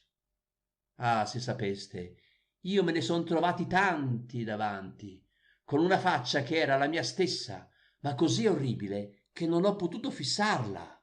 Si riaccosta alla marchesa. A voi non è mai avvenuto, Madonna? Vi ricordate proprio di essere stata sempre la stessa voi? Oh Dio, ma un giorno, com'è? Com'è che poteste commettere quella tale azione? La fissa così acutamente negli occhi da farla quasi smorire. Sì, quella, appunto, ci siamo capiti. Oh, state tranquilla, che non la svelerò a nessuno. E che voi, Pietro Damiani, poteste essere amico di quel tale... Landolfo come sopra. Maestà. Enrico IV subito. No, no, non glielo nomino. So che gli fa tanto dispetto. Voltandosi a Belcredi come di sfuggita. Che opinione, eh? Che opinione ne avevate? Ma tutti, pur non di meno, seguitiamo a tenerci stretti al nostro concetto, così come chi invecchia si ritinge i capelli. Che importa che questa mia tintura non possa essere per voi il color vero dei miei capelli? Voi, Madonna, certo, non ve li tingete per ingannare gli altri, né voi, ma solo un poco, poco poco, la vostra immagine davanti allo specchio. Io lo faccio per ridere, voi lo fate sul serio. Ma vi assicuro che per quanto sul serio siete mascherata anche voi, Madonna. E non dico per la venerabile corona che vi cinge la fronte, a cui mi inchino, o per il vostro manto ducale. Dico soltanto per codesto ricordo che volete fissare in voi artificialmente del vostro color biondo, in cui un giorno vi siete piaciuta, o del vostro color bruno se eravate bruna, l'immagine che vi è meno della vostra gioventù. A voi, Pietro Damiani, invece, il ricordo di ciò che siete stato, di ciò che avete fatto, appare ora riconoscimento di realtà passate che vi restano dentro, è vero, come un sogno. E anche a me, come un sogno, e tante a ripensarci, inesplicabili. Ma nessuna meraviglia, Pietro Damiani, sarà così domani della nostra vita d'oggi. Tutt'a un tratto infuriandosi e afferrandosi il saio addosso. Questo saio qua! Con gioia quasi feroce, facendo atto di strapparselo, mentre Arialdo e Ordulfo subito accorrono spaventati come per trattenerlo. Ah, per Dio! Si tira indietro e, levandosi il saio, grida loro. Domani a Bressanone 27 vescovi tedeschi e lombardi firmeranno con me la destituzione di Papa Gregorio VII, non pontefice, ma monaco falso. Ordulfo, con gli altri due, scongiurandolo di tacere. Maestà, maestà, in nome di Dio. Arialdo, invitandolo coi gesti a rimettersi il saio. Badate a quello che dite. Monsignore è qua, insieme con la duchessa, per intercedere in vostro favore. E di nascosto fa pressanti segni al dottore di dire subito qualche cosa. Dottore smarrito. Ah, ecco, sì, siamo qua per intercedere. Enrico IV, subito pentito, quasi spaventato, lasciandosi dai tre rimettere sulle spalle il saio e stringendoselo addosso con le mani convulse. Perdono, sì, sì, perdono, monsignore, perdono, Madonna. Sento, vi giuro, sento tutto il peso dell'anatema. Si curva, prendendosi la testa fra le mani, come in attesa di qualche cosa che debba schiacciarlo, e sta un po' così, ma poi con altra voce, pur senza scomporsi, dice piano, in confidenza a Landolfo, ad Arialdo e a Ordulfo. Ma io non so perché oggi non riesco a essere umile davanti a quello lì. E indica, come di nascosto, il Belcredi. Landolfo sottovoce. Ma perché voi, maestà, vi ostinate a credere che sia Pietro Damiani, mentre non è? Enrico IV sogguardandolo con timore. Non è Pietro Damiani? Ma no, è un povero monaco, maestà. Enrico IV, dolente, con sospirosa esasperazione. Nessuno di noi può valutare ciò che fa quando fa per istinto. Forse voi, Madonna, potete intendermi meglio degli altri, perché siete donna. Questo è un momento solenne e decisivo. Potrei, guardate, ora stesso, mentre parlo con voi, accettare l'aiuto dei vescovi lombardi e impossessarmi del pontefice, assediandolo qui nel castello. Correre a Roma a eleggervi un antipapa, porgere la mano all'alleanza con Roberto Guiscardo. Gregorio VII sarebbe perduto. Resisto alla tentazione e credetemi che sono saggio. Sento l'aura dei tempi e la maestà di chi sa essere quale deve essere. Un papa! Vorreste ora ridere di me, vedendomi così? Sareste tanti stupidi, perché non capireste che sapienza politica mi consiglia ora quest'abito di penitenza. Vi dico che le parti domani potrebbero essere invertite. E che fareste voi allora? Ridereste per caso del Papa in veste di prigioniero? No, saremmo pari. Un mascherato io, oggi, da penitente. Lui, domani, da prigioniero. Ma guai a chi non sa portare la sua maschera, sia da re, sia da Papa. Forse egli è ora un po' troppo crudele, questo sì. Pensate, Madonna, che Berta, vostra figlia, per cui vi ripeto, il mio animo è cangiato. Si volta improvvisamente a Belcredi e gli grida in faccia come se avesse detto di no. Cangiato, per l'affetto e la devozione di cui ha saputo darmi prova in questo terribile momento.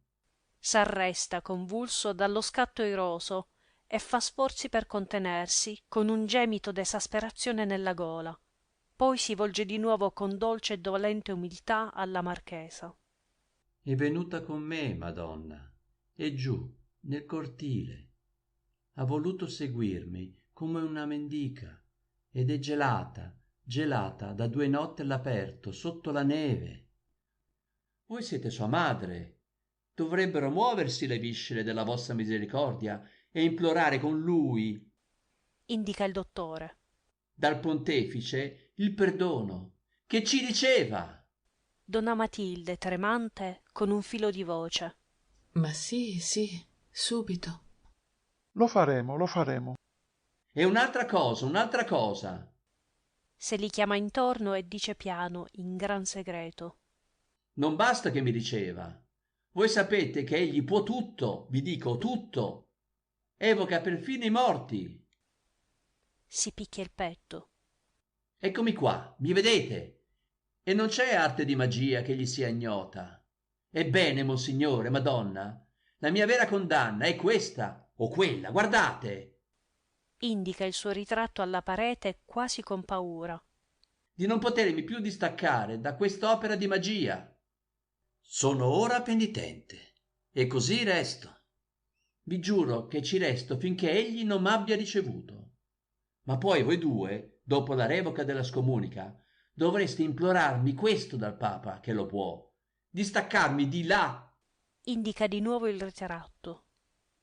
E farmela vivere tutta questa mia povera vita, da cui sono escluso. Non si può aver sempre 26 anni, Madonna. E io ve lo chiedo anche per vostra figlia, che io la possa amare come ella si merita, così ben disposto come sono adesso, intenerito come sono adesso dalla sua pietà. Ecco, questo sono nelle vostre mani. Si inchina. Madonna, Monsignore. E fa per ritirarsi, così inchinandosi per l'uscio donde è entrato, se non che, scorto il Belcredi, che s'era un po' accostato per sentire, nel vedergli voltar la faccia verso il fondo e supponendo che voglia rubargli la corona imperiale posata sul trono, tra lo stupore e lo sgomento di tutti, corre a prenderla e a nascondersela sotto il sajo, e con un sorriso furbissimo negli occhi e sulle labbra torna a inchinarsi ripetutamente e scompare. La marchesa è così profondamente commossa che casca di schianto a sedere, quasi svenuta. Atto secondo. Altra sala della villa contigua a quella del trono, addobbata di mobili antichi e austeri. A destra, a circa 2 palmi dal suolo, è come un coretto cinto da una ringhiera di legno a pilastrini, interrotta lateralmente e sul davanti, ove sono i 2 gradini d'accesso. Su questo coretto sarà una tavola e 5 seggioloni di stile. uno a capo e 2 per lato, la comune in fondo. A sinistra 2 finestre che danno sul giardino, a destra un uscio che dà nella sala del trono. Nel pomeriggio avanzato dello stesso giorno. Sono in scena donna Matilde, il dottore e Tito Belcredi. Seguitano una conversazione, ma donna Matilde si tiene appartata, fosca, evidentemente infastidita da ciò che dicono gli altri 2, a cui tuttavia non può fare a meno di prestare orecchio, perché nello stato di irrequietezza in cui si trova, ogni cosa la interessa a suo malgrado, impedendole di concentrarsi a maturare un proposito più forte di lei che le balena e la tenta. Le parole che ode degli altri 2 attraggono la sua attenzione, perché istintivamente sente come il bisogno d'esser trattenuta in quel momento. Sarà come lei dice, caro dottore, ma questa è la mia impressione. Non dico di no, ma creda che è soltanto così, un'impressione. Scusi, però, l'ha perfino detto, e chiaramente. Voltandosi alla marchesa. Non è vero, marchesa? Donna Matilde frastornata voltandosi. Che ha detto? Poi non consentendo. Ah, sì, ma non per la ragione che voi credete. Intendeva dei nostri abiti soprammessi, il suo manto, Indica la marchesa.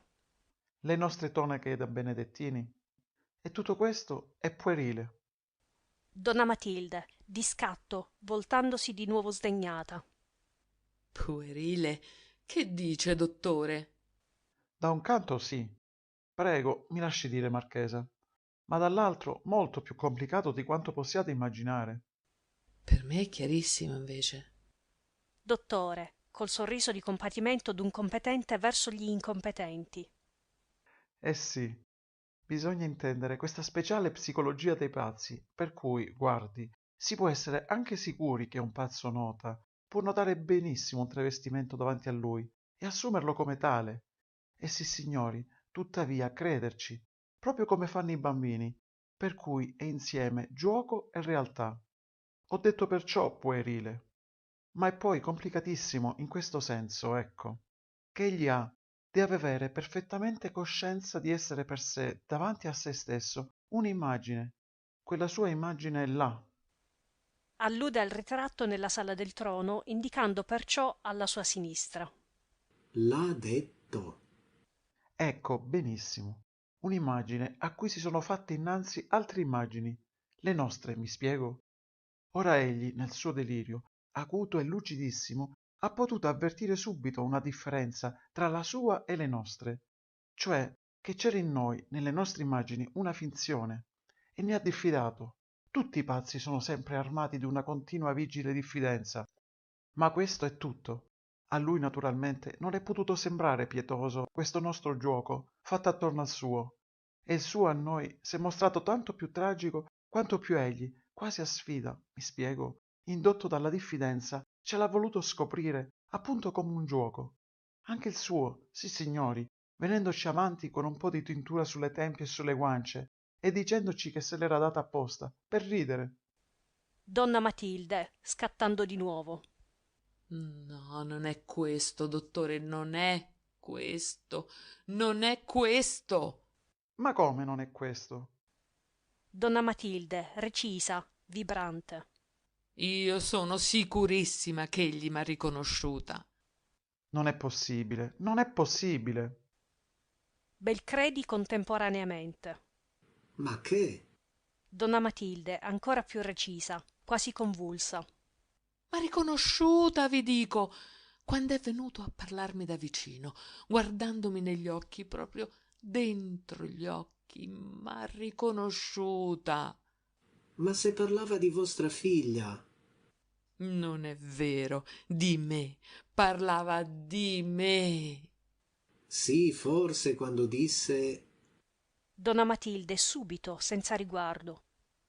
Dei miei capelli tinti, ma non avete notato che aggiunse subito oppure il ricordo del vostro color bruno, se eravate bruna. S'è ricordato perfettamente che io allora ero bruna.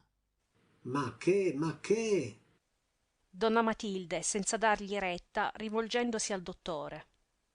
I miei capelli, dottore, sono difatti bruni come quelli di mia figlia, e perciò s'è messo a parlare di lei. Ma se non la conosce vostra figlia, se non l'ha mai veduta? Appunto, non capite nulla. Per mia figlia intendeva me com'ero allora. Ah, questo è contagio, questo è contagio. Donna Matilde, piano, con sprezzo. Ma che contagio, sciocco. Scusate, siete stata mai sua moglie voi? Vostra figlia, nel suo delirio, è sua moglie, Berta di Susa.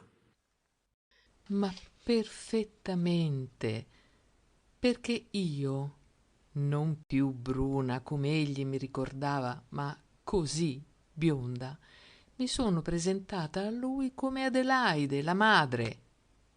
Mia figlia per lui non esiste, non l'ha mai veduta, l'avete detto voi stesso. Che ne sa perciò se sia bionda o bruna? Ma ha detto bruna così in generale, Dio mio! Di chi vuol fissare comunque, sia bionda sia bruna, il ricordo della gioventù nel colore dei capelli. E voi al solito vi mettete a fantasticare. Dottore, dice che non sarei dovuto venire io, ma non sarebbe dovuta venire lei. Donna Matilde, abbattuta per un momento dall'osservazione del Belcredi, è rimasta assorta, ora si riprende, ma smaniosa, perché dubitante. No, no, parlava di me, ha parlato sempre a me e con me e di me. Alla grazia, non m'ha lasciato un momento di respiro e dite che ha parlato sempre di voi? Tranne che non vi sia parso che alludesse anche a voi quando parlava con Pietro Damiani. Donna Matilde, con aria di sfida, quasi rompendo ogni freno di convenienza. E chi lo sa? Mi sapete dire perché subito, fin dal primo momento, ha sentito avversione per voi, soltanto per voi?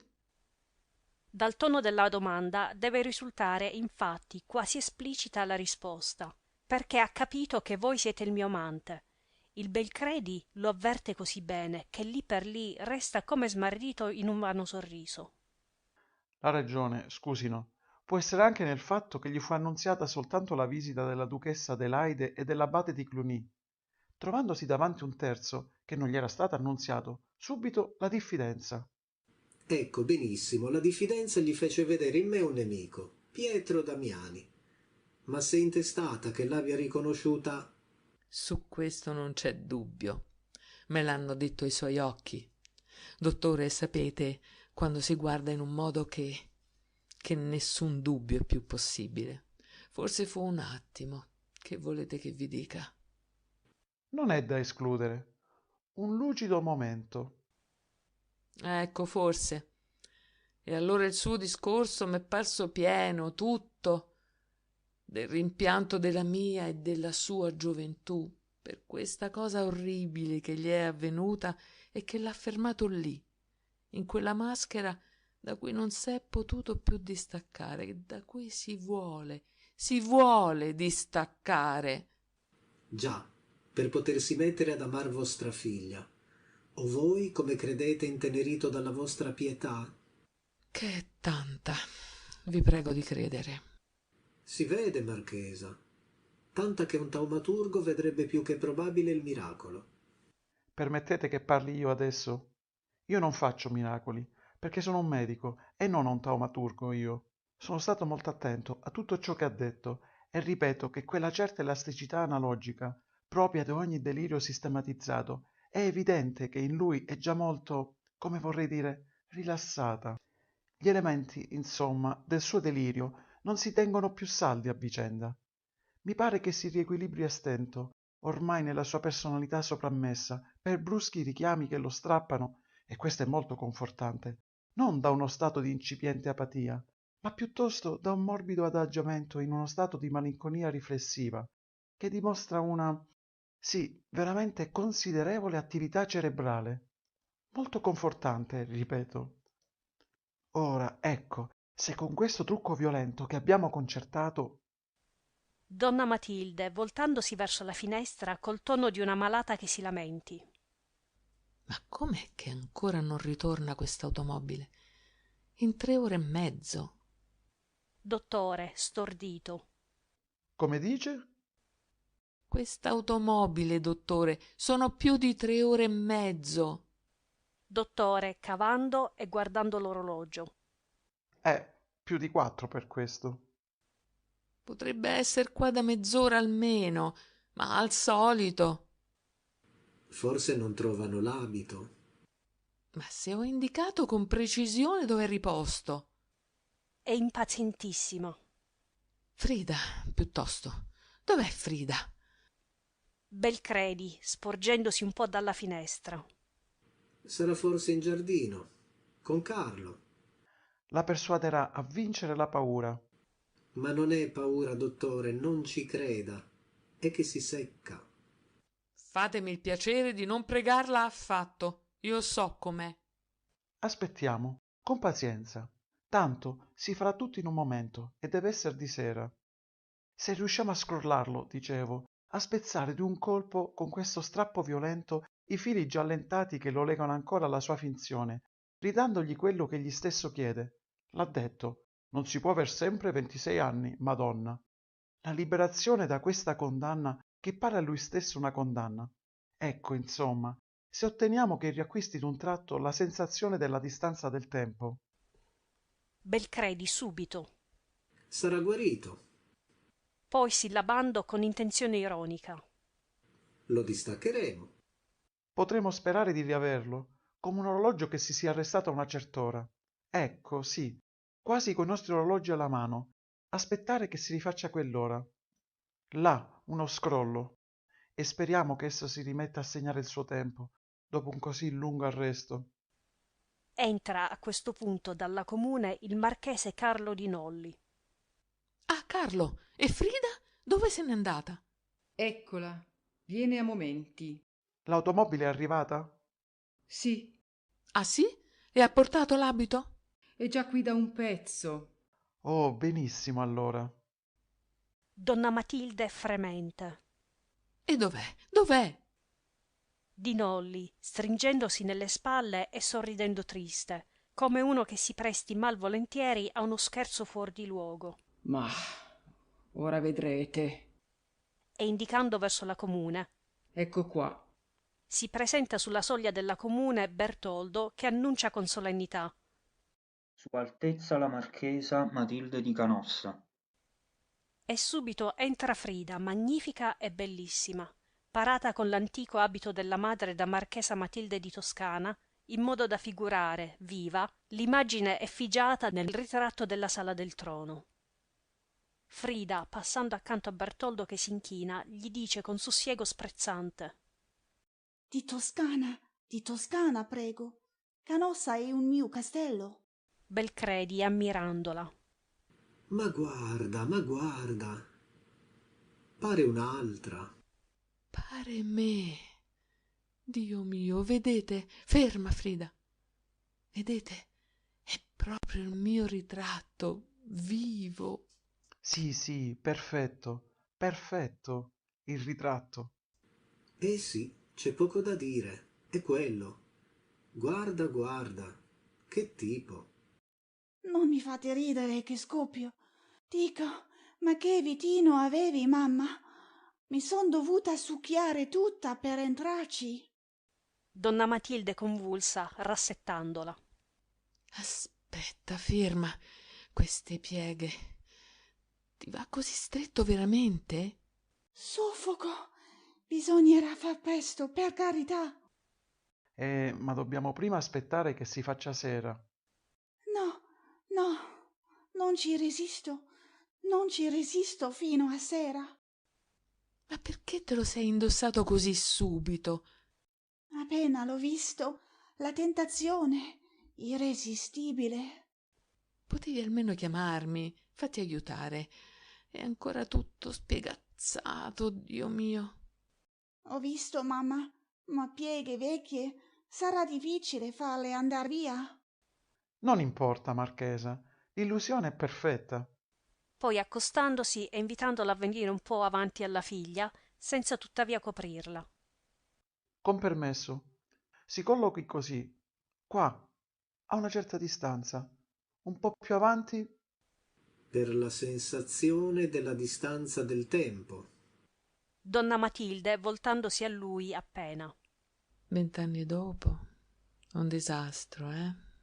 Non esageriamo. Dottore, imbarazzatissimo per rimediare. No, no, dicevo anche, dico per l'abito, dico per vedere. Belcredi ridendo. Ma per l'abito, dottore, altro che 20 anni. Sono 800. Un abisso. Glielo vuol far saltare davvero con un urtone? Indicando prima Frida e poi la marchesa. Da lì a qua? Ma lo raccatterà a pezzi col corbello. Signori miei, pensateci, dico sul serio. Per noi sono 20 anni, 2 abiti e una mascherata. Ma se per lui, come lei dice, dottore, si è fissato il tempo, se egli vive là, Indica Frida. con lei, 800 anni addietro, dico, sarà tale la vertigine del salto che è piombato in mezzo a noi. Il dottore fa segno di no col dito. Dice di no? No, perché la vita, caro barone, riprende. Qua, questa nostra, diventerà subito reale anche per lui, e lo tratterrà subito, strappandogli a un tratto l'illusione e scoprendogli che sono appena 20 gli 800 anni che lei dice. Sarà, guardi, come certi trucchi, quello del salto nel vuoto, per esempio, del rito massonico, che pare chissà che cosa, e poi alla fine s'è sceso uno scalino. Oh, che scoperta! Ma sì, guardate Frida e la marchesa, dottore, chi è più avanti? Noi vecchi, dottore. Si credono più avanti i giovani, non è vero. Siamo più avanti noi di quanto il tempo è più nostro che loro.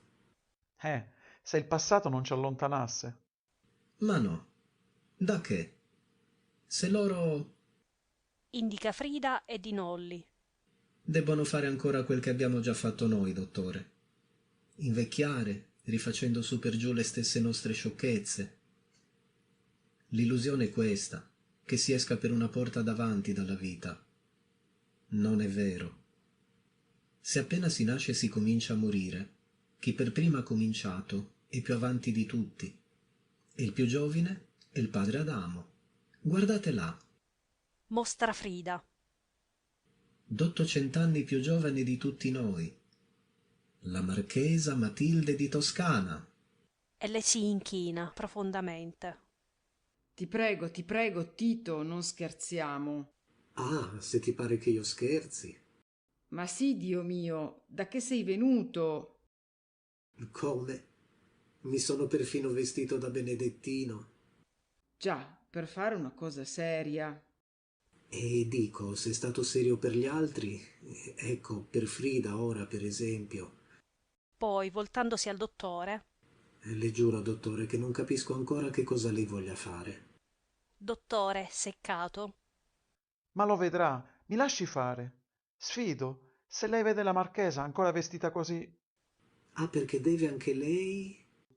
Sicuro, sicuro, con un altro abito che è di là, per quanto a lui viene in mente di trovarsi davanti alla marchesa Matilde di Canossa. Frida, mentre conversa piano col Vinolli, avvertendo che il dottore sbaglia. Di Toscana, di Toscana. Dottore, come sopra. Ma è lo stesso. Ah, ho capito, se ne troverà davanti 2. 2, precisamente. E allora?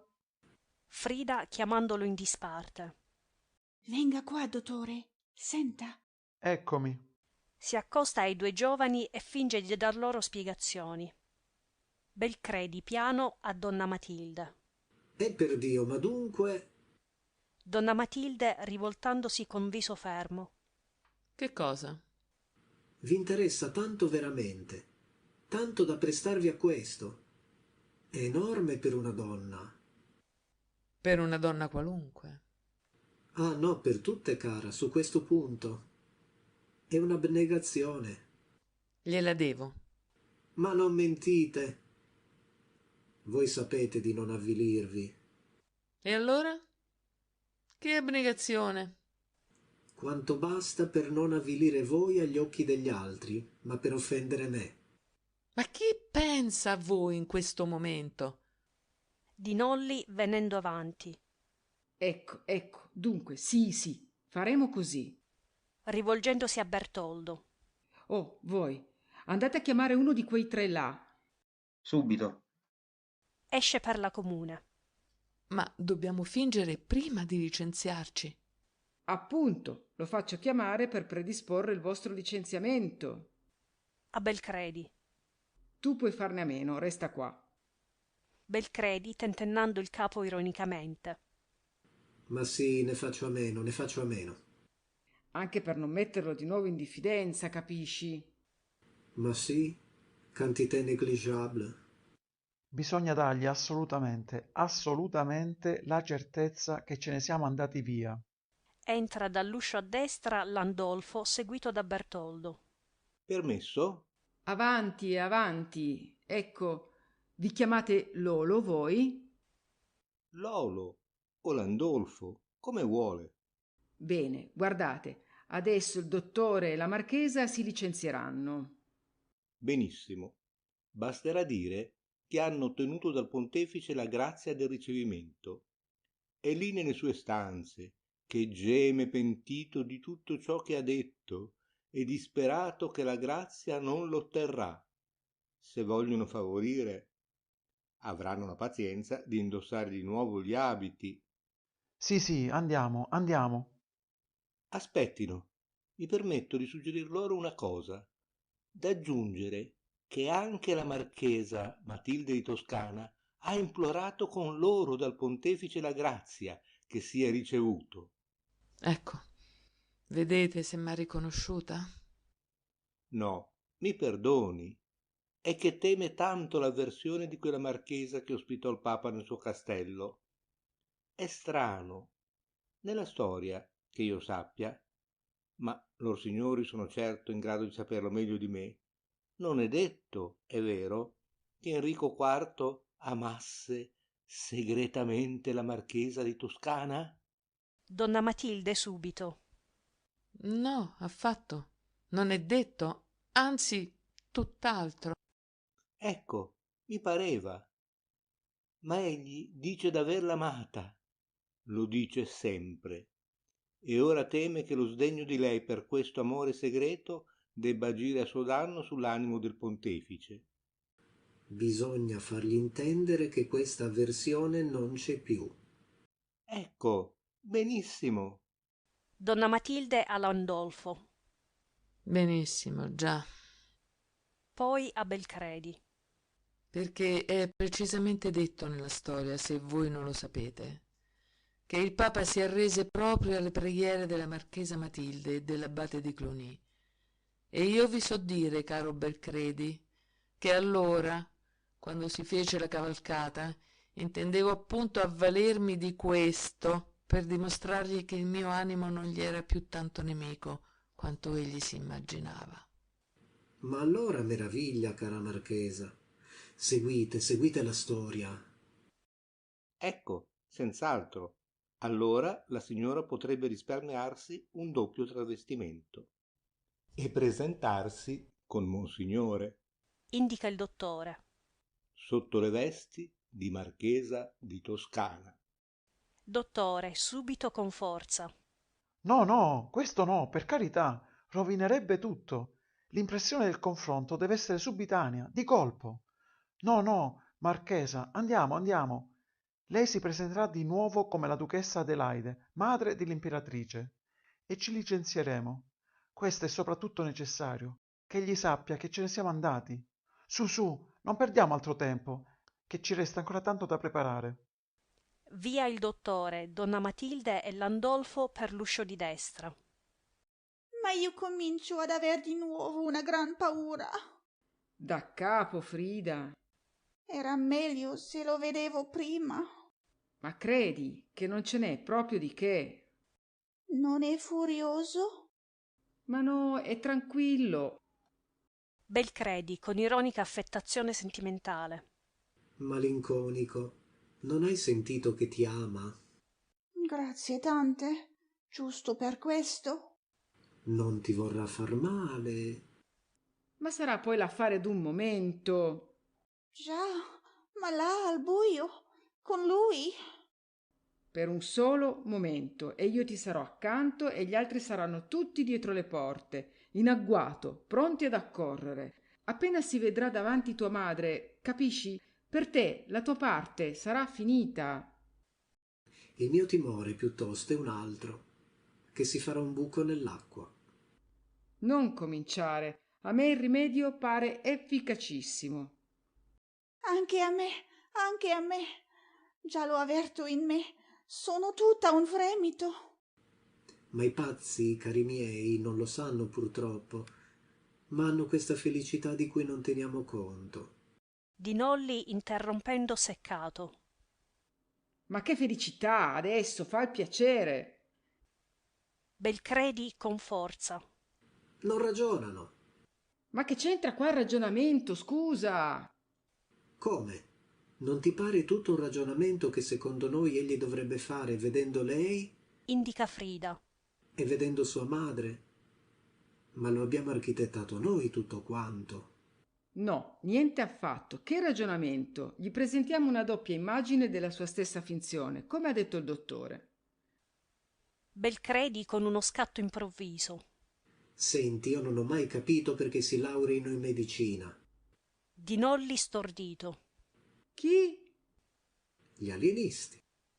Oh bella, e in che vuoi che si laureino? Se fanno gli alienisti. Appunto, in legge, cara. Tutte chiacchiere. E chi più sa chiacchierare più è bravo. Elasticità analogica. La sensazione della distanza del tempo. Intanto la prima cosa che dicono è che non fanno miracoli, quando ci vorrebbe proprio un miracolo. Ma sanno che più ti dicono che non sono taumaturghi e più gli altri credono alla loro serietà. Non fanno miracoli e cascano sempre in piedi, che è una bellezza. Bertoldo, che se n'è andato a spiare dietro l'uscio a destra, guardando attraverso il buco della serratura. Eccoli, eccoli, accennano a venire qua. Ah sì? Pare che egli li voglia accompagnare. Sì, eccolo, eccolo. Ritiriamoci allora, ritiriamoci subito. Voltandosi a Bertoldo prima di uscire. Voi restate qua. Debbo restare? Senza dargli risposta, Di Nolli, Frida e Belcredi scappano per la comune, lasciando Bertoldo sospeso e smarrito. S'apre l'uscio a destra e Landolfo entra per primo, subito inchinandosi. Entrano poi donna Matilde col manto e la corona ducale, come nel primo atto, e il dottore con la tonaca di abate di Cluny. Enrico IV è fra loro, in abito regale. Entrano infine Ordulfo e Arialdo. Enrico IV, seguitando il discorso che si suppone cominciato nella sala del trono. E io vi domando, come potrei essere astuto se poi mi credono caparbio? Ma no, che caparbio, per carità. Enrico IV, sorridendo, compiaciuto. Sarei per voi allora veramente astuto? No, né caparbio né astuto. Enrico IV si ferma ed esclama col tono di chi vuol far notare benevolmente, ma anche ironicamente, che così non può stare. Monsignore, se la caparbietà non è vizio che possa accompagnarsi con l'astuzia, speravo che, negandomela, almeno un po' d'astuzia me la voleste concedere. V'assicuro che mi è molto necessaria, ma se voi ve la volete tenere tutta per voi... Ah, come? Io? Vi sembro astuto? No, monsignore, che dite? Non sembrate affatto. Troncando per rivolgersi a donna Matilde. Con permesso. Qua sulla soglia una parola in confidenza a Madonna la Duchessa. La conduce un po' in disparte e le domanda con ansia in gran segreto. Vostra figlia vi è cara veramente? Donna Matilde smarrita. Ma sì, Certo. E volete che la ricompensi con tutto il mio amore, con tutta la mia devozione dei gravi torti che ho verso di lei, benché non dobbiate credere alle dissolutezze di cui mi accusano i miei nemici? No, no, io non ci credo, non ci ho mai creduto. Ebbene, allora, volete Donna Matilde, come sopra. Che cosa? che io ritorni all'amore di vostra figlia? La guarda e aggiunge subito in tono misterioso o d'ammonimento e di sgomento insieme. Non siate amica della marchesa di Toscana. Eppure vi ripeto che ella non ha pregato, non ha scongiurato meno di noi per ottenere la vostra grazia. Enrico IV subito, piano, fremente. Non me lo dite, non me lo dite. Ma per Dio, Madonna, non vedete che effetto mi fa? Donna Matilde lo guarda, poi pianissimo, come confidandosi. Voi l'amate ancora? Enrico IV sbigottito. Ancora? Come dite ancora? Voi forse sapete? Nessuno lo sa, nessuno deve saperlo. Ma forse lei sì, lo sa, se ha tanto implorato per voi. Enrico IV la guarda un po' e poi dice: E amate la vostra figliola? Breve pausa. Si volge al dottore con un tono di riso. Ah, monsignore, come è vero che questa mia moglie io ho saputo d'averla soltanto dopo, tardi, e anche adesso, sì, devo averla. Non c'è dubbio che l'ho, ma vi potrei giurare che non ci penso quasi mai. Sarà peccato, ma non la sento, proprio non me la sento nel cuore. È meraviglioso però che non se la senta nel cuore neanche sua madre. Confessate, Madonna, che ben poco vi importa di lei. Volgendosi al dottore con esasperazione. Vi parla dell'altra. Ed eccitandosi sempre più. Con un'insistenza che non riesco proprio a spiegarmi. Landolfo umile. Forse, per levarvi, maestà, un'opinione contraria che abbiate potuto concepire della marchesa di Toscana. E sgomento di essersi permesso questa osservazione, aggiunge subito: Dico, ben inteso, in questo momento. Perché anche tu sostieni che mi sia stata amica? Sì, in questo momento sì, maestà. Ecco, sì, proprio per questo. Ho capito. Vuol dire allora che non credete che io la ami. Ho capito. Non l'ha mai creduto nessuno. Nessuno ha mai sospettato. Tanto meglio così. Basta. Tronca, rivolgendosi al dottore con animo e viso del tutto diversi. Monsignore, avete veduto? Le condizioni da cui il Papa ha fatto dipendere la revoca della scomunica non hanno nulla, ma proprio nulla, da vedere con la ragione per cui mi aveva scomunicato. Dite a Papa Gregorio che ci rivedremo, a Bressanone. E voi, Madonna, se avrete la fortuna di incontrare la vostra figliola giù nel cortile del castello della vostra amica marchesa, che volete che vi dica? Fatela salire. Vedremo se mi riuscirà di tenermela stretta accanto, moglie e imperatrice. Molte fin qui si son presentate assicurandomi d'esser lei, quella che io, sapendo di averla, sì, ho pur cercato qualche volta, non è vergogna, mia moglie, ma tutte dicendomi d'esser Berta, dicendomi d'esser di Susa, non so perché, si sono messe a ridere. Come in confidenza. Capite? A letto, io senza quest'abito, lei anche, sì. Dio mio, senza abiti. Un uomo e una donna, è naturale. Non si pensa più a ciò che siamo. L'abito appeso resta come un fantasma. E con un altro tono in confidenza al dottore. E io penso, monsignore, che i fantasmi in generale non siano altro in fondo che piccole scombinazioni dello spirito, immagini che non si riesce a contenere nei regni del sonno, si scoprono anche nella veglia, di giorno, e fanno paura. Io ho sempre tanta paura quando di notte me le vedo davanti, tante immagini scompigliate che ridono smontate da cavallo.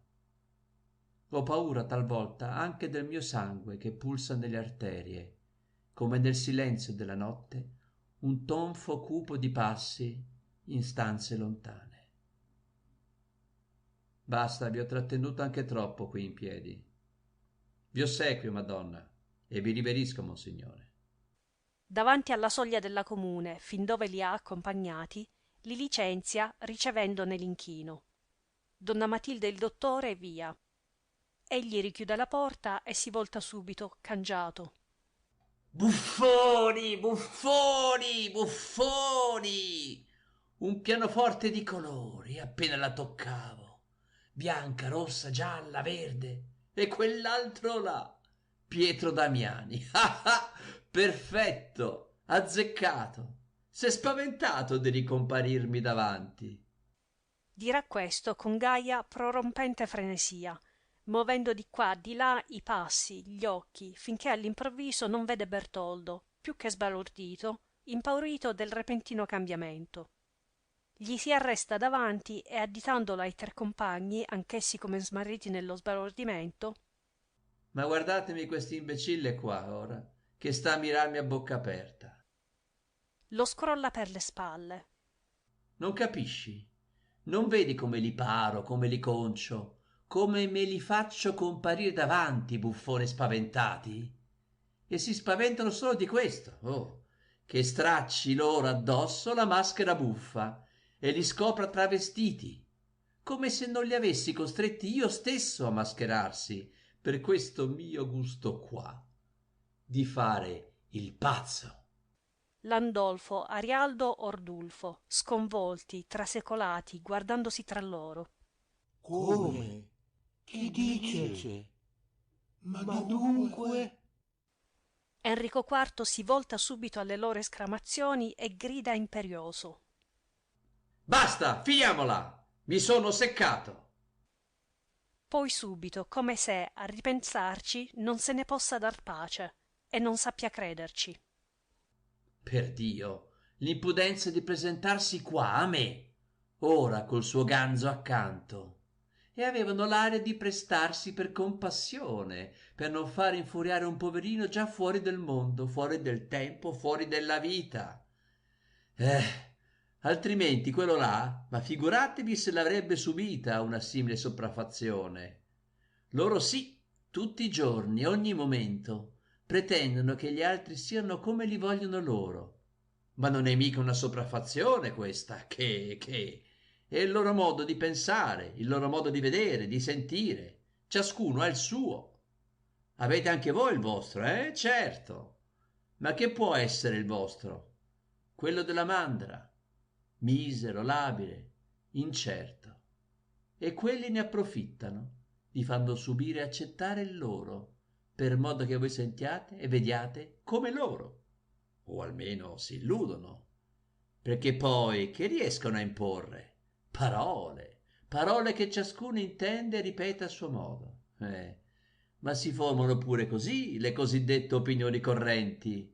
E guai a chi un bel giorno si trovi bollato da una di queste parole che tutti ripetono. Per esempio, pazzo. Per esempio, che so, imbecille. Ma dite un po', si può star quiete a pensare che c'è uno che si affanna a persuadere agli altri che voi siete come vi vede lui, a fissarvi nella stima degli altri secondo il giudizio che ha fatto di voi? Pazzo, pazzo! Non dico ora che lo faccio per ischerzo. Prima che battessi la testa cadendo da cavallo. S'arresta d'un tratto, notando i quattro che si agitano, più che mai sgomenti e sbalorditi. Vi guardate negli occhi? Rifà smorfiosamente i segni del loro stupore. Ah, che rivelazione! Sono o non sono? Via. Sì, sono pazzo. Si fa terribile. Ma allora, per Dio, inginocchiatevi, inginocchiatevi! Li forza a inginocchiarsi tutti a uno. Vi ordino di inginocchiarvi tutti davanti a me, così, e toccate 3 volte la terra con la fronte, giù, tutti, davanti ai pazzi. Si deve stare così. Alla vista dei 4 inginocchiati si sente subito svaporare la feroce gaiezza e se ne sdegna. Su, via, pecore, alzatevi. Avete obbedito. Potevate mettermi la camicia di forza. Schiacciare uno col peso di una parola? Ma è niente. Che è? Una mosca. Tutta la vita è schiacciata così dal peso delle parole. Il peso dei morti. Eccomi qua. Potete credere sul serio che Enrico IV sia ancora vivo? Eppure, ecco, parlo e comando a voi vivi. Vi voglio così. Vi sembra una burla anche questa, che seguitano a farla i morti la vita? Sì, qua è una burla. Ma uscite di qua, nel mondo vivo. Spunta il giorno, il tempo è davanti a voi. Un'alba. Questo giorno che ci sta davanti, voi dite, lo faremo noi. Sì, voi? E salutatemi tutte le tradizioni. Salutatemi tutti i costumi. Mettetevi a parlare. Ripetete tutte le parole che si sono sempre dette. Credete di vivere? Rimasticate la vita dei morti. Si para davanti a Bertoldo, ormai istupidito. Non capisci proprio nulla tu, eh? Come ti chiami? Io? Bertoldo. Ma che Bertoldo, sciocco? Qua a 4 occhi, come ti chiami?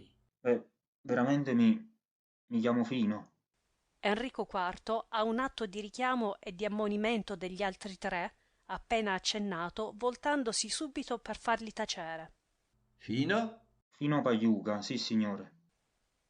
Enrico IV, volgendosi di nuovo agli altri. Ma se vi ho sentito chiamare tra voi tante volte. A Landolfo. Tu ti chiami Lolo? Sì, signore. Poi, con uno scatto di gioia. Oh Dio! Ma allora? Enrico IV, subito, brusco. Che cosa? Landolfo d'un tratto smorendo. No, dico... Non sono più pazzo? Ma no, non mi vedete? Scherziamo alle spalle di chi ci crede. Ad Arialdo. So che tu ti chiami Franco.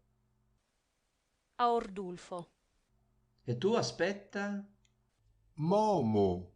Ecco, Momo, che bella cosa, eh? Landolfo come sopra. Ma dunque, oh Dio! Enrico IV come sopra. Che? Niente. Facciamoci tra noi una bella, lunga, grande risata. E ride. Landolfo, Arialdo, Ordulfo, guardandosi tra loro, incerti, smarriti tra la gioia e lo sgomento. È guarito. Ma sarà vero? Com'è? Zitti, zitti! A Bertoldo. Tu non ridi? Sei ancora offeso? Ma no, non dicevo mica a te, sai. Conviene a tutti, capisci? Conviene a tutti far credere pazzi certuni per avere la scusa di tenerli chiusi. Sai perché? Perché non si resiste a sentirli parlare. Che dico io di quelli là che se ne sono andati? Che una è una baldracca, l'altro un sudicio libertino, l'altro un impostore. Non è vero, nessuno può crederlo, ma tutti stanno ad ascoltarmi, spaventati. Ecco, vorrei sapere perché, se non è vero. Non si può mica credere a quel che dicono i pazzi. Eppure si stanno ad ascoltare così, con gli occhi sbarrati dallo spavento. Perché? Dimmi tu, perché? Sono calmo, vedi? Ma perché? Forse credono che... No, caro, guardami bene negli occhi. Non dico che sia vero, stai tranquillo, niente è vero, ma guardami negli occhi. Sì, ecco, ebbene? Ma lo vedi? Lo vedi? Tu stesso. Lo hai anche tu ora lo spavento negli occhi. Perché ti sto sembrando pazzo. Ecco la prova, ecco la prova. E ride. Landolfo, a nome degli altri, facendosi coraggio, esasperato. Ma che prova? Codesto vostro sgomento, perché ora di nuovo vi sto sembrando pazzo. Eppure, per Dio, lo sapete, mi credete, lo avete creduto fino ad ora che sono pazzo. È vero o no? Li guarda un po', li vede atterriti. Ma lo vedete? Lo sentite che può diventare anche terrore, codesto sgomento, come per qualche cosa che vi faccia mancare il terreno sotto i piedi e vi tolga l'aria da respirare? Per forza, signori miei, perché trovarsi davanti un pazzo, sapete che significa? Trovarsi davanti a uno che vi scrolla dalle fondamenta tutto quanto avete costruito in voi, attorno a voi, la logica di tutte le vostre costruzioni. Che volete? Costruiscono senza logica, beati loro i pazzi, o con una loro logica che vola come una piuma, volubili, volubili, oggi così e domani chissà come. Voi vi tenete forte ed essi non si tengono più, volubili, volubili. Voi dite, questo non può essere, e per loro può essere tutto. Ma voi dite che non è vero, perché? Perché non par vero a te, a te, a te. Indica tre di loro. E 100.000 altri. Cari miei, bisognerebbe vedere poi che cosa invece par vero a questi 100.000 altri che non sono detti pazzi, e che spettacolo danno dei loro accordi, fiori di logica. Io so che a me, bambino, appariva vera la luna nel pozzo, e quante cose mi parevano vere, e credevo a tutte quelle che mi dicevano gli altri, ed ero beato, perché guai se non vi tenete più forte a ciò che vi par vero oggi, a ciò che vi parrà vero domani, anche se sia l'opposto di ciò che vi pareva vero ieri. Guai se vi affondaste come me a considerare questa cosa orribile che fa veramente impazzire, che se siete accanto a un altro e gli guardate gli occhi come io guardavo un giorno certi occhi, potete figurarvi come un mendico davanti a una porta in cui non potrà mai entrare. Chi vi entra non sarete mai voi col vostro mondo dentro, come lo vedete e lo toccate, ma uno ignoto a voi, come quell'altro nel suo mondo impenetrabile vi vede e vi tocca. Pausa lungamente tenuta. L'ombra nella sala comincia ad addensarsi, accrescendo quel senso di smarrimento e di più profonda costernazione da cui quei quattro mascherati sono compresi e sempre più allontanati dal grande mascherato, rimasto assorto a contemplare una spaventosa miseria che non è di lui solo, ma di tutti. Poi egli si riscuote, fa come per cercare i quattro che non sente più attorno a sé e dice: Si è fatto buio qua. Ordulfo, subito facendosi avanti. Vuole che vada a prendere la lampa? Enrico IV con ironia. La lampa, sì. Credete che non sappia che appena volto le spalle con la mia lampa a olio per andare a dormire, accendete la luce elettrica per voi, qua e anche là, nella sala del trono? Fingo di non vederla. Ah, vuole allora? No, ma accecherebbe. Voglio la mia lampa. Ecco, sarà già pronta, qua, dietro la porta. Si reca alla comune, la apre. Ne esce appena e subito ritorna con una lampa antica di quelle che si reggono con un anello in cima. Enrico IV prendendo la lampa e poi indicando la tavola sul coretto. Ecco un po' di luce. Sedete lì attorno alla tavola, ma non così, in belli e sciolti atteggiamenti. Ad Arialdo. Ecco, tu così. Lo atteggia, poi a Bertoldo. E tu così. Lo atteggia. Così, ecco. Va a sedere anche lui. E io? Qua. Volgendo il capo verso una delle finestre. Si dovrebbe poter comandare alla luna un bel raggio decorativo. Giova, noi, giova la luna. Io per me ne sento il bisogno e mi ci perdo spesso a guardarla dalla mia finestra. Chi può credere a guardarla che lo sappia che 800 anni siano passati e che io seduto alla finestra non possa essere davvero Enrico IV che guarda la luna come un pover'uomo qualunque? Ma guardate, guardate che magnifico quadro notturno. L'imperatore tra i suoi fidi consiglieri. Non ci provate gusto? Landolfo, piano ad Arialdo, come per non rompere l'incanto. Capisci? A sapere che non era vero. Vero che cosa? Landolfo, titubante come per scusarsi. No, ecco, perché a lui, Indica Bertoldo. entrato nuovo in servizio, io appunto questa mattina dicevo, peccato che così vestiti e poi con tanti bei costumi là in guardaroba e con una sala come quella. Accenna alla sala del trono. Ebbene, peccato dici? Già, che non sapevamo. Di rappresentarla per burla qua, questa commedia? Perché credevamo che... Arialdo per venirgli in aiuto. Ecco, sì, che fosse sul serio. E com'è? Vi pare che non sia sul serio? Se dice che... Dico che siete sciocchi. Dovevate sapervelo fare per voi stessi l'inganno, non per rappresentarlo davanti a me, davanti a chi viene qua in visita di tanto in tanto, ma così, per come siete naturalmente, tutti i giorni, davanti a nessuno. A Bertoldo prendendolo per le braccia. Per te capisci che in questa tua finzione ci potevi mangiare, dormire e grattarti anche una spalla se ti sentivi un prurito. Rivolgendosi anche agli altri. Sentendovi vivi veramente nella storia del 1100, qua alla corte del vostro imperatore Enrico IV.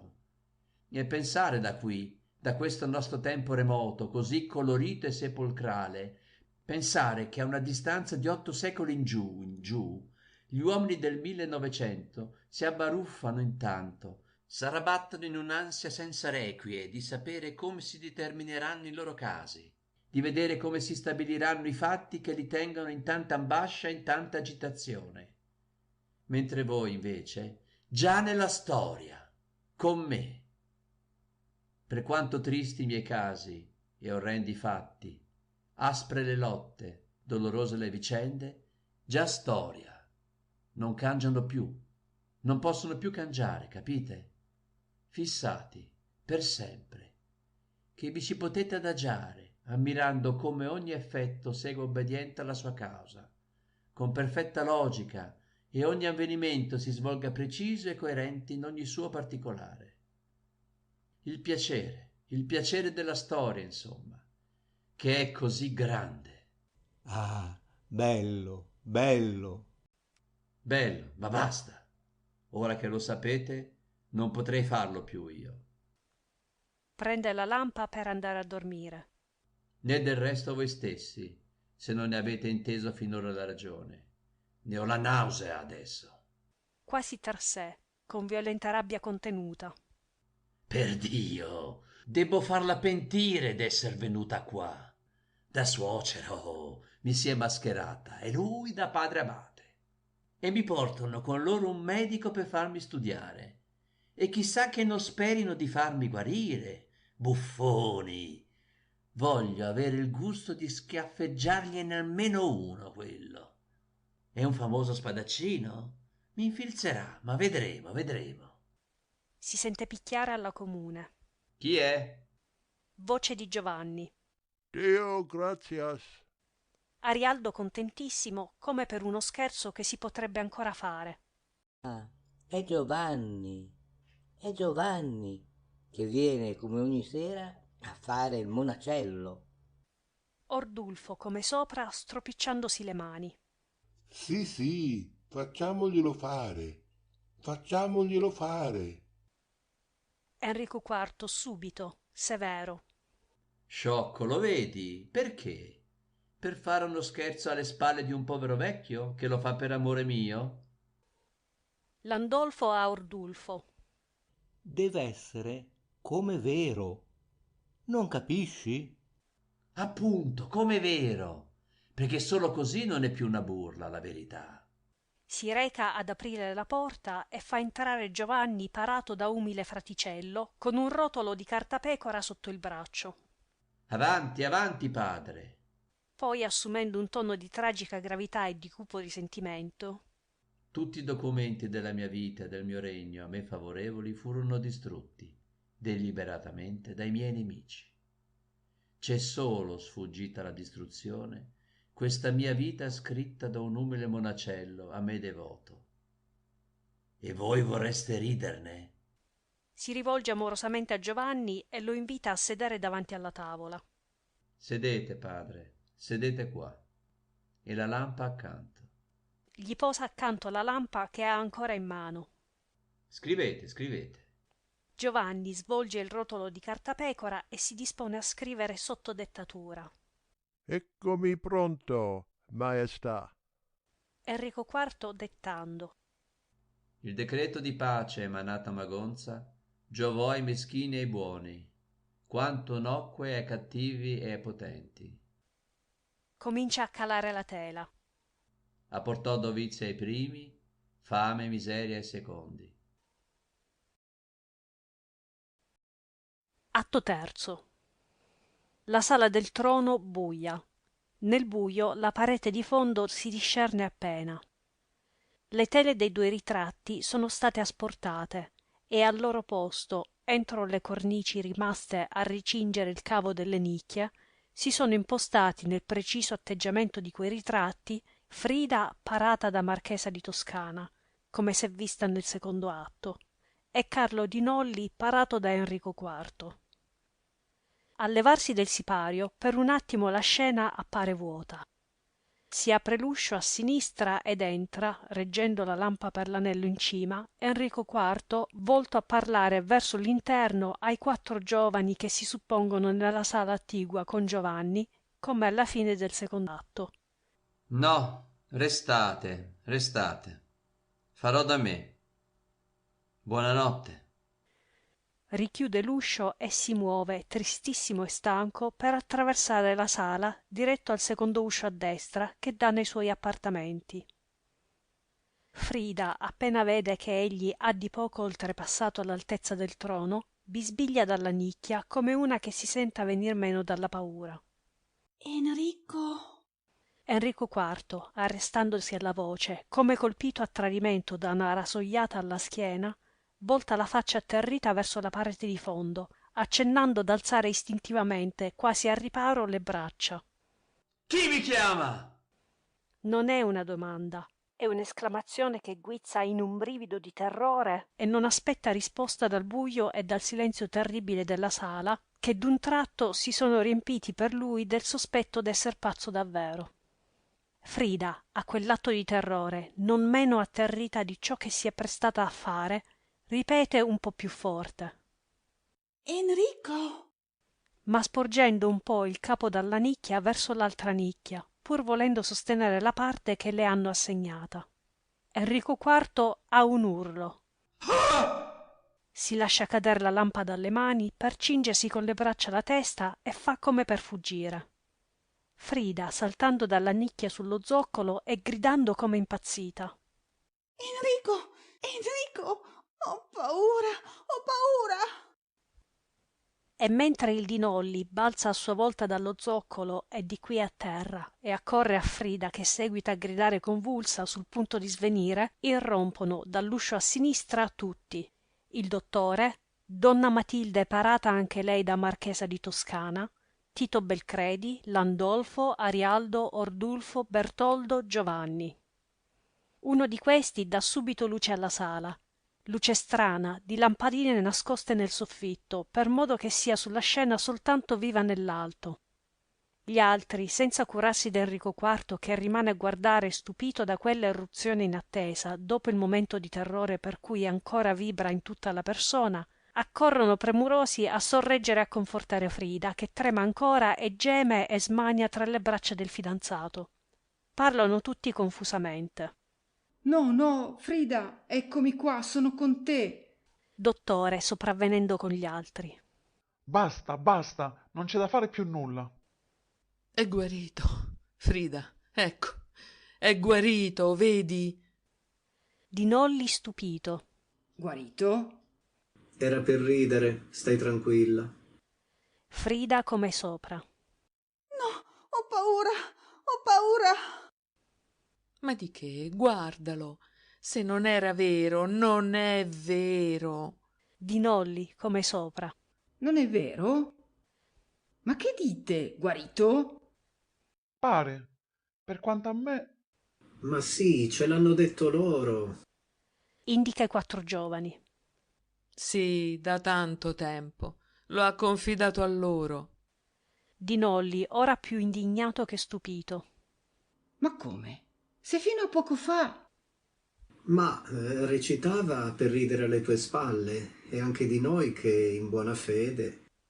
È possibile, anche di sua sorella, fino alla morte.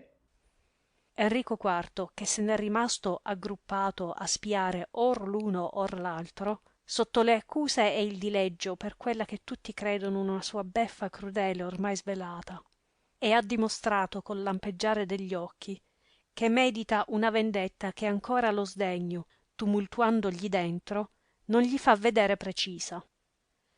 Insorge a questo punto ferito, con la chiara idea d'assumere come vera la finzione che gli avevano insidiosamente apparecchiata, gridando al nipote. E avanti! Di avanti!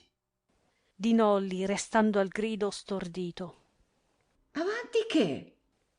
Non sarà morta tua sorella soltanto. Di Nolli come sopra. Mia sorella, io dico la tua, che costringesti fino all'ultimo a presentarsi qua come tua madre, Agnese. E non era tua madre? Mia madre, appunto. Ma è morta a me, vecchio e lontano, tua madre. Tu sei calato ora fresco di là. Indica la nicchia da cui egli è saltato. E che ne sai tu? Se io non lo pianta a lungo, in segreto, anche vestito così. Donna Matilde, costernata, guardando gli altri. Ma che dice? Dottore, impressionatissimo, osservandolo. Piano, piano, per carità. Che dico? Domandando a tutti se non era Agnese la madre di Enrico IV. Si volge a Frida come se fosse lei veramente la marchesa di Toscana. Voi, marchesa, dovreste saperlo, mi pare. Frida, ancora impazzita, stringendosi di più al Di Nolli. No, io no. Ecco che ritorna il delirio. Piano, signori miei. Belcredi sdegnato. Ma che delirio, dottore. Riprende a recitare la commedia.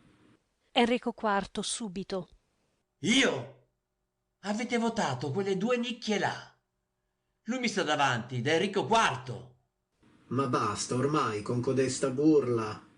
Chi ha detto burla? Dottore a Belcredi forte. Non lo cimenti, per amor di Dio. Belcredi senza dargli retta, più forte. Ma l'hanno detto loro. Indica di nuovo i 4 giovani. Loro. Enrico IV voltandosi a guardarli. Voi avete detto burla? Landolfo, timido, imbarazzato. No, veramente che era guarito. E dunque basta, via. A donna Matilda. Non vi pare che diventi d'una puerilità intollerabile la vista di lui? Indica il Di Nolli. Marchesa, è la vostra? Parati così? Ma statevi zitto. Chi pensa più all'abito se lui è veramente guarito? Guarito, sì. Sono guarito. A Belcredi. Ah, ma non per farla finita così subito, come tu credi. Lo investe. Lo sai che da 20 anni nessuno ha mai osato comparirmi davanti qua, come te e codesto signore? Indica il dottore. Ma sì, lo so. E difatti anch'io questa mattina ti comparvi davanti vestito. Da monaco, già. E tu mi prendesti per Pietro Damiani. E non ho mica riso, credendo appunto che fossi pazzo. Ti viene da ridere vedendo lei così, ora che sono guarito? Eppure potresti pensare che ai miei occhi il suo aspetto ora... Si interrompe con uno scatto di sdegno. Ah! E subito si rivolge al dottore. Voi siete un medico? Io sì. E l'avete parata voi da Marchesa di Toscana anche lei? Sapete, dottore, che avete rischiato di rifarmi per un momento la notte nel cervello? Per Dio, far parlare i ritratti, farli balzare vivi dalle cornici. Contempla Frida e il Di Nolli, poi guarda la marchesa ed infine si guarda l'abito addosso. Bellissima la combinazione. 2 coppie. Benissimo, benissimo, dottore. Per un pazzo. Accenna appena con la mano a Belcredi. A lui sembra ora una carnevalata fuori di tempo, eh? Si volta a guardarlo. Via, ormai. Anche questo mio abito da mascherato. Per venirmene con te, è vero? con me, con noi. Dove? Al circolo? In marsina e cravatta bianca? O a casa, tutte e 2 insieme, della marchesa? Ma dove vuoi? Vorresti rimanere qua ancora, scusa, perpetuare solo quello che fu lo scherzo disgraziato d'un giorno di carnevale? È veramente incredibile come tu l'abbia potuto fare, liberato dalla disgrazia che t'era capitata. Già, ma vedi? E che cadendo da cavallo e battendo la testa, fui pazzo per davvero io, non so per quanto tempo. Ah, ecco, ecco. E durò a lungo? Enrico IV, rapidissimo, al dottore. Sì, dottore, a lungo. Circa 12 anni. E subito, tornando a parlare al Belcredi. E non vedere più nulla, caro, di tutto ciò che dopo quel giorno di carnevale avvenne, per voi e non per me. Le cose, come si mutarono, gli amici, come mi tradirono. Il posto preso da altri, per esempio, che so, ma supponi nel cuore della donna che tu amavi. E chi era morto e chi era scomparso, tutto questo, sai? Non è stata mica una burla per me come a te pare. Ma no, io non dico questo, scusa. Io dico dopo. Ah sì? Dopo? Un giorno? Si arresta e si volge al dottore. Caso interessantissimo, dottore. Studiatemi bene. Vibra tutto parlando. Da sé, chissà come, un giorno, il guasto qua... Si tocca la fronte. Che so, si sanò. Riapro gli occhi, a poco, e non so in prima se sia sonno o veglia. Ma sì, sono sveglio. Tocco questa cosa e quella, torno a vedere chiaramente. Ah, come lui dice. Accenna Belcredi. Via, via allora, quest'abito da mascherato, questo incubo. Apriamo le finestre, respiriamo la vita. Via, via, corriamo fuori. Arrestando d'un tratto la foga. Dove? A far che cosa? A farmi mostrare a dito da tutti di nascosto come Enrico IV, non più così, ma a braccetto con te tra i cari amici della vita? Ma no, che dici? Perché? Chi potrebbe più, ma neanche a pensarlo, se fu una disgrazia. Ma se già mi chiamavano pazzo prima tutti. A Belcredi. E tu lo sai, tu che più di tutti ti accanivi contro chi tentava difendermi. O via per ischerzo. E guardami quei capelli. Gli mostra i capelli sulla nuca. Ma li ho grigi anch'io.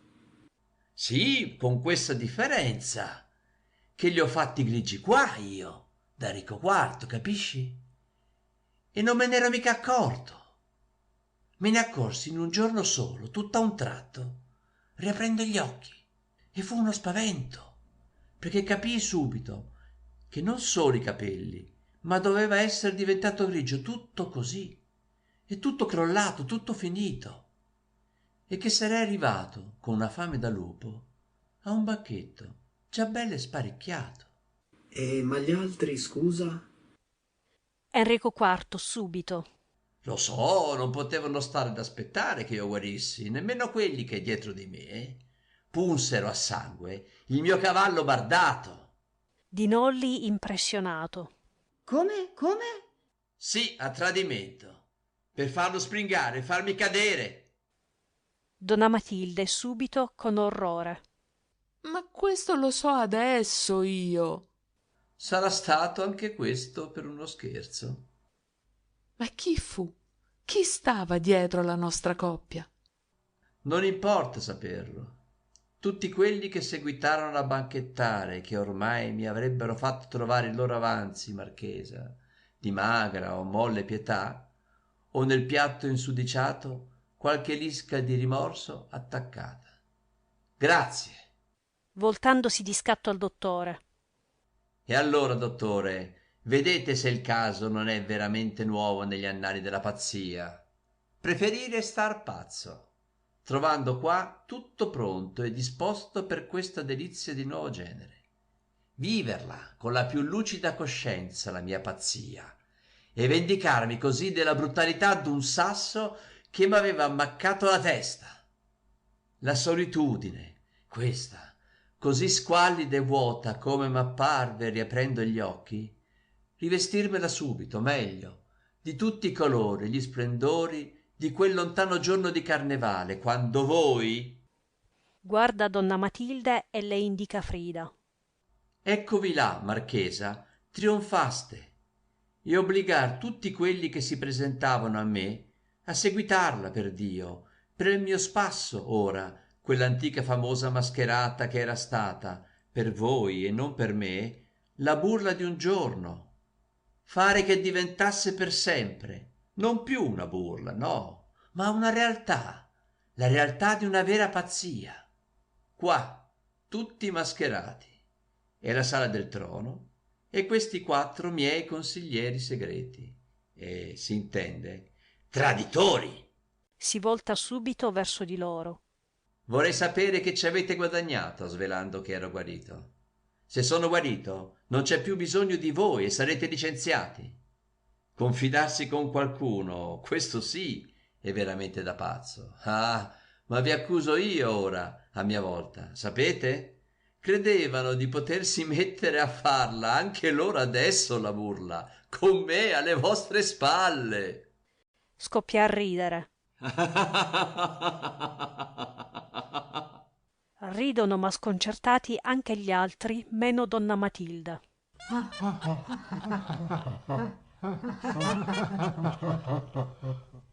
Belcredi al Di Nolli. Ah, senti, non c'è male. Di Nolli ai 4 giovani. Voi? Bisogna perdonarli. Questo Si scuote l'abito addosso. Questo che è per me la caricatura evidente e volontaria di quest'altra mascherata continua d'ogni minuto di cui siamo i pagliacci involontari. Indica Belcredi.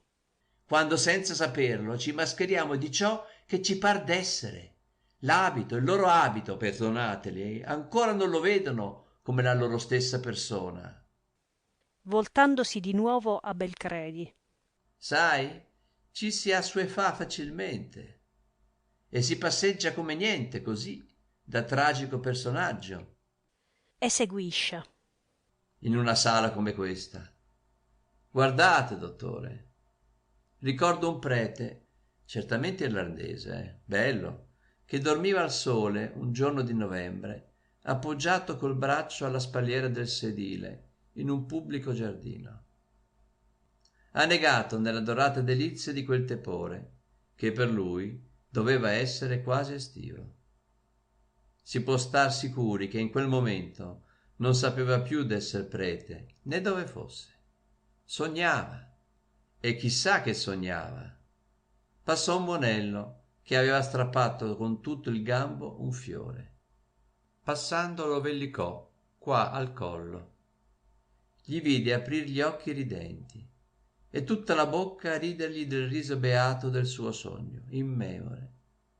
Ma subito vi so dire che si ricompose rigido nel suo abito da prete e che gli ritornò negli occhi la stessa serietà che voi avete già veduta nei miei. Perché i preti irlandesi difendono la serietà della loro fede cattolica con lo stesso zelo con cui io i diritti sacrosanti della monarchia ereditaria. Sono guarito, signori, perché so perfettamente di fare il pazzo qua, e lo faccio quieto. Il guaio è per voi che la vivete agitatamente, senza saperla e senza vederla, la vostra pazzia. Siamo arrivati, guarda, alla conclusione che i pazzi adesso siamo noi. Enrico IV con uno scatto che pur si sforza di contenere. Ma se non foste pazzi, tu e lei insieme, indica la marchesa, sareste venuti da me? Io veramente sono venuto credendo che il pazzo fossi tu. Enrico IV subito forte indicando la marchesa. E lei? Ah, lei non so. Vedo che è come incantata da quello che tu dici, affascinata da questa tua cosciente pazzia. Si volge a lei. Parata come già siete, dico, potreste anche restare qua a viverla, marchesa. Voi siete un insolente. Enrico IV subito placandola. Non ve ne curate, non ve ne curate. Seguita a cimentare. Eppure il dottore gliel'ha avvertito di non cimentare. Voltandosi a Belcredi. Ma che vuoi che immagini più ciò che avvenne tra noi? La parte che avesti nelle mie disgrazie con lei? Indica la marchesa e si rivolge ora a lei indicandole il Belcredi. La parte che lui adesso ha per voi. La mia vita è questa, non è la vostra. La vostra, in cui siete invecchiati, io non l'ho vissuta. A donna Matilda. Mi volevate dir questo? Dimostrar questo con un vostro sacrificio, parata così per consiglio del dottore? Ho fatto benissimo, ve l'ho detto, dottore. Quelli che eravamo allora, E come siamo adesso? Ma io non sono un pazzo a modo vostro, dottore. Io so bene che quello... Indica il Dinolli. Non può esser me, perché Enrico IV sono io qua, da 20 anni, capite? Fisso in questa eternità di maschera. Li ha vissuti lei. Indica la marchesa. Se li ha goduti lei questi 20 anni per diventare, eccola là, come io non posso riconoscerla più, perché io la conosco così. Indica Frida e le si accosta. Per me è questa, sempre. Mi sembrate tanti bambini che io possa spaventare. A Frida. E ti sei spaventata davvero tu, bambina, dello scherzo che ti avevano persuaso a fare, senza intendere che per me non poteva essere lo scherzo che loro credevano, ma questo terribile prodigio, il sogno che si fa vivo in te, più che mai. Eri lì un'immagine, ti hanno fatta persona viva. Sei mia, mia, di diritto mia!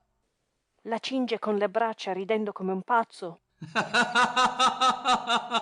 mentre tutti gridano atterriti.